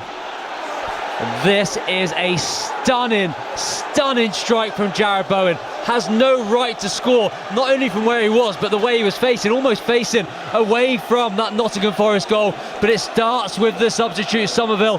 He latches onto ball and he starts to drive towards that penalty area. He feeds the ball to Jared Bowen, and like I said, he's almost facing the wrong way, and he pivots and he swivels and he unleashes a wonderfully guided caress left foot shot beyond the reach of Sells, who's had a wonderful game. He had no chance of saving this though. This was a wonderful strike, which is good enough to win any game. Brilliant first time shot on his left foot inside the D, but I'm glad you flagged it straight away, Dave. Let's not take away anything from Crescencio Somerville there, because his contribution in the build-up was superb. Sells at full stretch, low down to his right, couldn't get there. Such was the pinpoint accuracy of the Bowen finish, and with 6 minutes to go, West Ham are on course for 3 points here. Great goal, great build-up play from Somerville. It certainly was, and this is where Graham Potter will deserve some plaudits. We said that Nottingham Forest have been increasing the pressure, but they haven't troubled West Ham. They defended so resolutely, defended their box at all costs, and they've just been building their way into the second half. Callum Wilson's made a huge difference, Somerville's made a huge difference, and they're going to get more and more moments. And now Forest have lost it, and here comes Somerville again. He's got 4 in support here, Somerville, as he moves into the area. Left side, goes down. Is that a penalty? Yes, it is! Penalty to West Ham, and Somerville has turned this game on its head. He's just been brought down, having won the goal seconds before. He's now won them a penalty. Quick turnover of the ball in midfield, and we said both teams been really poor in transition, but not on this occasion. The substitute again, Somerville, he drives 20, 30, 40 yards to get into the box. It's Sangari who he's got backed up, drops the shoulder, goes to his left hand side. Sangari dangles a lead, Somerville goes down and Craig Pawson points to the spot. We're just having a look at it again. It was a long ball forwards. Somerville on the end of it from the left, moves into the penalty area, and Sangari's just tripped him up. Clumsy play from Sangari, who we were praising a few moments ago. That is as nailed on a penalty as you will ever see. And now Paqueta puts the ball on the spot. I mean, what a big moment for him, with all the speculation surrounding his future, which will be cleared up in the next day or so. Yeah, the game has switched so quickly. Somerville brilliant. Sangari a little bit lazy, just dangles a leg out. And I think Somerville sees it coming, shifts the ball quickly, and he can't get out of the way of Somerville. It's a blatant penalty. And now, got the chance to double the lead. It was Bowen who got the first off a Somerville assist. This is going to be delayed, this penalty, because Matt Sells has come off his line to have a word with referee Craig Pawson. I don't know what the Forest players are moaning about, Dave. It's nailed on, it's been checked by VAR. Are they just trying to have a little bit of gamesmanship here and delay the taking of the penalty, or what? Yeah, Morgan-White hasn't seemed happy at all. Murillo's arguing. Murillo was the one who gave the ball away on the halfway line. Paqueta was the one who tackled him before it released to Somerville. It's a definite penalty. Say these Nottingham Forest fans will be hoping that there's some intervention, but there's definitely not. Well, check complete. It is a penalty. I don't know why they checked so long. It's nailed on. Right.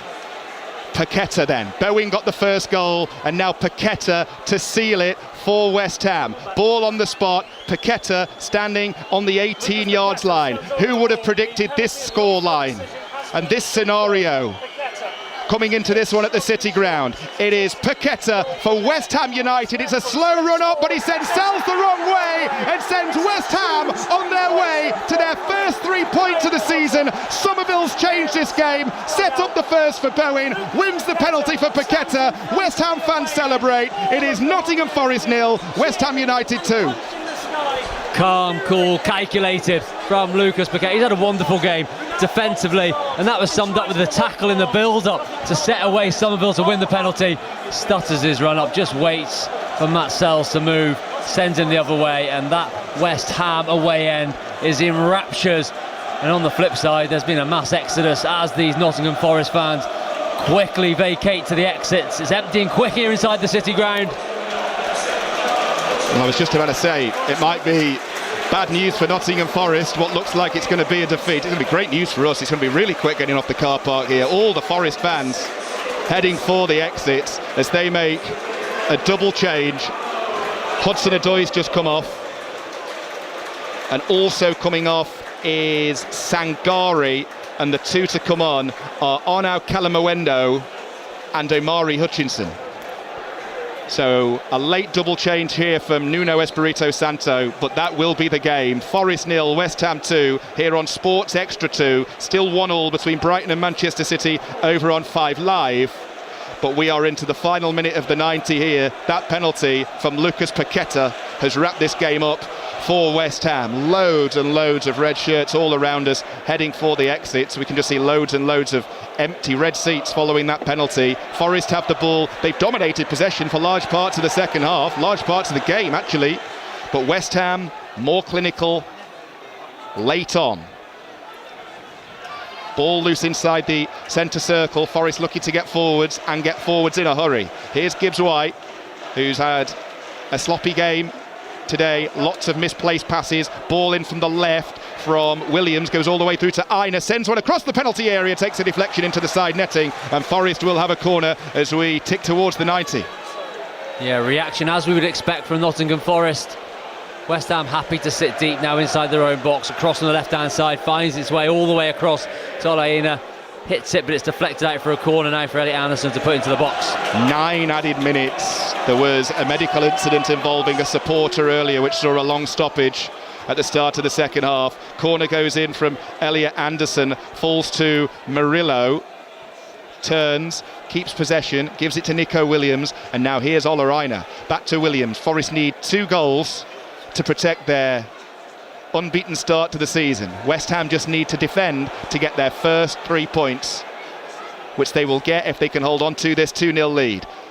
El Hadj Malik Diouf wide on the left, takes it to the edge of the area, cross goes in, and the header in for Wilson, and it's 3-0 to West Ham. Ham 3 goals to set up 3 points, and the substitute Callum Wilson has wrapped it up with his first for the club. A big win for West Ham and Graham Potter. Nottingham Forest 0, West Ham 3. You must say the second half has been a Graham Potter masterclass. The way he's gone about it, the way they knew they'd have to defend, but then he set up his team with pace, with the substitutions to go and take advantage of these tiring Nottingham Forest legs. And it's Diouf on the left-hand side, drives forward after once again Paqueta wins a big header at the back.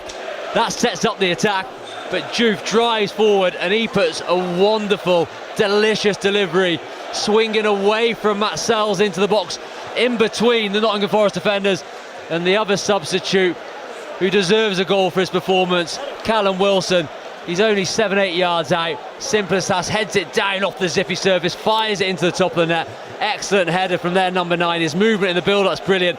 He goes forward, he goes back 3 or 4 times, off balances Murillo, and then he finds himself 3 or 4 yards spare in the box, takes advantage of it. Well guided header, wonderful goal from West Ham. And amongst the Forest related personnel to leave the ground, leave their seats, is the owner Evangelos Marinakis. He's seen enough, he's left his seat down below us. Question, Dave Edwards. Nottingham Forest 0, West Ham 3. Where on earth did that come from? After the first half we couldn't see 3 goals coming, but I did say before they took the lead, West Ham were playing their way into that second half. They were absorbing that pressure, but Jarrod Bowen was having a bit more joy on this right-hand side. He was getting into good position. Callum Wilson made a difference coming on, and the introduction of the legs of Somerville has really made an impact, but a really good away performance so far. Forest come forwards with Aina down the right. Somebody's gone down. It's Diouf who's gone down, rolling around, holding his right knee at the moment. Play will continue though. Forest in the midfield in a battle with Paqueta, who scored the penalty, which was West Ham's second. It's just very scrappy out there. Both teams just scrapping for the ball. West Ham just trying to keep hold of it. Forest trying to just do something with it. He's still in pain over on that far side in the left back area, Diouf, and he's going to require some treatment here. We keep talking about him, but Paqueta, he's not protecting his legs for a move, is he? He's flying into every single tackle. So I've not seen an intensity like this. We know how good he is on the ball, and he is athletic enough to get around the pitch, but this has been a real different side we've seen to him today. And you have to say as well, lots of people in football quick to get on at managers, and it's only ever a couple of defeats, certainly in the Premier League, before you start talking about managers' positions and managers being under pressure. Really pleased for Graham Potter. He's looked really stressed over the last few weeks, given their start. Well-deserved 3 points. Yeah, and he's made a lot of changes today, changed the formation, which he didn't think was quite working. He's gone to 4 at the back, but he's allowed pace at the top end of the pitch. Jarrod Bowen, their most influential player, maybe he wants to play more century, but he's done a job for the team on this right-hand side. But it has been a really solid display from West Ham, because Nottingham Forest, they haven't really had any sort of chance. Not many people saw this coming, and who saw this coming on 5 Live? Brighton 2, Manchester City 1. Gruder with what looks to be the winner in the 89th minute there. Brighton 2, Manchester City 1. Dying seconds with Alistair Bruce-Bull on 5 Live.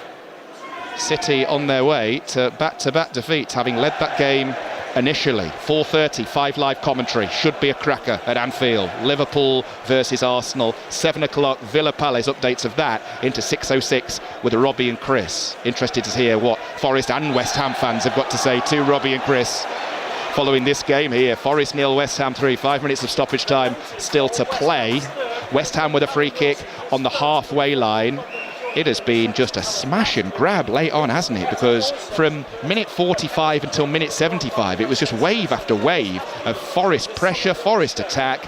West Ham, helped by Graham Potter and his changes, able to not just nullify that, but capitalise, and how, down the other end. Yeah, Max Kilman, Mavropanos been brilliant at the back for West Ham. They've headed everything clear. And like I said before, Forest haven't really had a clear attempt on goal. Anything they've had has been a little bit hopeful. Socek has helped out in those defensive ranks as well. But West Ham were growing into the game, and they were looking the more dangerous. They had the better chances in the first half, and far by the better chances in the second half, leading up to these 3 goals as well. 3-0 to West Ham, and it could be 4 here as Bowen comes forwards. Ball to the left. Diouf arrives on the scene. Diouf sends in the cross towards Wilson, headed away by Milenkovic. Irving's going to get there on the edge of the area for West Ham. Forest will clear. Still a few Forest supporters still inside the ground, certainly in this main stand around where we are, but their race is run. It's going to be a win, a draw and a defeat from their first 3 games going into the first international break, when talks will take place to clear the air, supposedly, between Nuno Espirito Santo and Evangelos Marinakis. We'll see what comes from that particular meeting. The owner's left today, certainly left his seat anyway down below us. For West Ham, back-to-back Premier League defeats, a League Cup exit at Wolves, and now this, a 3-0 win at West Ham, at Nottingham Forest, and it's not over yet, as Irving plays the ball to Diouf, lets it run through his legs, uses the full width of the pitch, sends it across towards Bowen, dived towards it, threw himself towards it to try and make contact, couldn't quite do so, goes all the way through, and Forest will bring the ball clear with 2.5 minutes of stoppage time still to go. Forest 0, West Ham 3, and it's Brighton 2, Manchester City 1. Closing stages on 5 Live. You've got the 100 on Sports Extra 3 and reaction to the Dutch Grand Prix on Sports Extra at the moment. Ball forwards by Forrest and Anderson. Out to the left to Amari Hutchinson, getting his first touch since coming on as a substitute, making his first appearance as a Forest player at the City ground. Gibbs White. Now Hutchinson again, low ball in from the left, cleared away well by Mavropanos, who has been a rock at the back today, by the way, for West Ham. He has won so much in the air, and now West Ham clear. Somerville up towards Bowen, and nobody's picked up Wilson, who's making a run in the centre. Somerville's arriving on the scene as well. Bowen decides to go it alone, beats 2, beats 3, it's a wonderful run for Bowen, and he's denied in the end by Matt Sells. He just beat 5 players there, nearly provided the finish. That would have been one of the most wonderful solo goals that you'll see. Big save to deny him. Jarrod Bowen is furious. I actually think it was Callum Wilson who took the shot off Jarrod Bowen. Wonderful run from the West Ham captain from the left hand side, drives inside along the edge of the 18-yard box, goes past 4, 5 Nottingham Forest players, and as he gets to the 6-yard box, inexplicably Callum Wilson just takes it off his toes and takes a shot. He did, didn't he? And Sells makes a good save. Yeah, they just got in each other's way. Well, being 3-0 up, it can be all smiles, but Jarrod Bowen is still not happy. Oh, when you've done all the work and beat 5 players, I mean, they can laugh about it now, Wilson and Bowen, they're having a right giggle, but blimey, I would not be happy if I was Jarrod Bowen. 3-0 though, West Ham lead, that's the main thing from their point of view. Walker-Peters, back down the line to Mavropanos. 9 minutes that were added on, almost up here. They can't end quickly enough these stoppage time minutes from a Nottingham Forest point of view, because West Ham, every time they go forward, look like they're going to add to their tally. It's with Callum Owendo in the midfield, ball to the right to Aina, back to Callum Owendo, making his first appearance for Nottingham Forest at the City ground. Here's Gibbs White in the midfield. Forwards he goes. McAtee with the layoff for Williams. Forest just looking to get one. There's a bit of consolation. Williams with the cross, nowhere near a red shirt. Headed away. Craig Pawson looks at his watch. Aina sends in a shot from distance. That's blocked and spins behind for a Forest corner late on in the sunshine. The sun, the only thing bright from a Nottingham Forest point of view today. It's not been their most convincing performance. It's been a poor game, and it's not been their finest result either. West Ham run out, comfortable winners in the end. It's a big 3 points for Graham Potter and West Ham United. It was 0-0 until the 84th minute, and then 3 late goals. The first from Jarrod Bowen, brilliant left foot shot into the bottom corner, made it 1-0. A penalty from Paqueta made it 2 after Somerville did brilliantly well to win it, and then Wilson got a stoppage time header to make it 3. 3 goals for West Ham, and Dave Edwards, a massive 3 points for them at the same time. Huge result for West Ham, huge result for Graham Potter, and a top away performance as well. The way they navigated their way through that game, rode the pressure, and then waited for those moments in the last 15 minutes, and boy did they take advantage of them. Terrific performance, defended with heart, defended with passion, and defended with calmness as well. And then in those moments which really mattered, those transitional moments which throughout the game, Nottingham Forest and West Ham weren't great at, but when it really mattered towards the end of the game, they mastered those, and 3 excellently taken goals. Headline makers will be certainly Callum Wilson, big moment for him, wearing shirt number 9 for West Ham, but the first name on the team sheet for West Ham's next game at home to Spurs in a couple of weeks' time is going to be Somerville, given that substitute performance. Made such a difference, and it is against tiring legs. Nottingham Forest pushing bodies forward, but you've still got to make that impact, and when you get the opportunity, make the most of it, and he certainly did that. His pace really threatened Nottingham Forest every time he got the ball. He was heavily involved in the first one where he drove towards the edge of the box, picked out Jared Bowen. Second goal was all Somerville. He carried the ball from the halfway line all the way into the Nottingham Forest box. Unbalanced, Sangari gets the penalty and the game's over at that point. Terrific performance from the substitute. And for Forest, quite simply, must do better. Didn't create a great deal when it comes to clear-cut chances. We were talking about wave after wave of pressure in the second half, but really, how many saves did Hermansen have to make? None of any sort of note. And before the game, I'm looking through the Nottingham Forest team, and you see the likes of Morgan Gibbs-White, Ndoye, Callum Hudson-Odoi, and then you look at the bench and you've got James McAtee, Tacoma Amari Hutchinson, Igor Jesus, as well as Chris Wood. So much attacking talent, but we just didn't see any of it. And I just feel when Morgan Gibbs-White isn't at it, which isn't very often, then Nottingham Forest struggle to click together, and he didn't have his best game today, but he's so influential that when he doesn't, somebody else has to stand up to the plate, and there was no one really in a red shirt which said, yeah, I'll go and win the game for us, and it was left down to Morgan Gibbs-White. Didn't have his best game, and Nuno will be so frustrated because the game was there for them at 60 minutes in, completely on top, but couldn't find a way through. Dave, thank you for your company. It's been great to have you with us this afternoon on Sports Extra 2.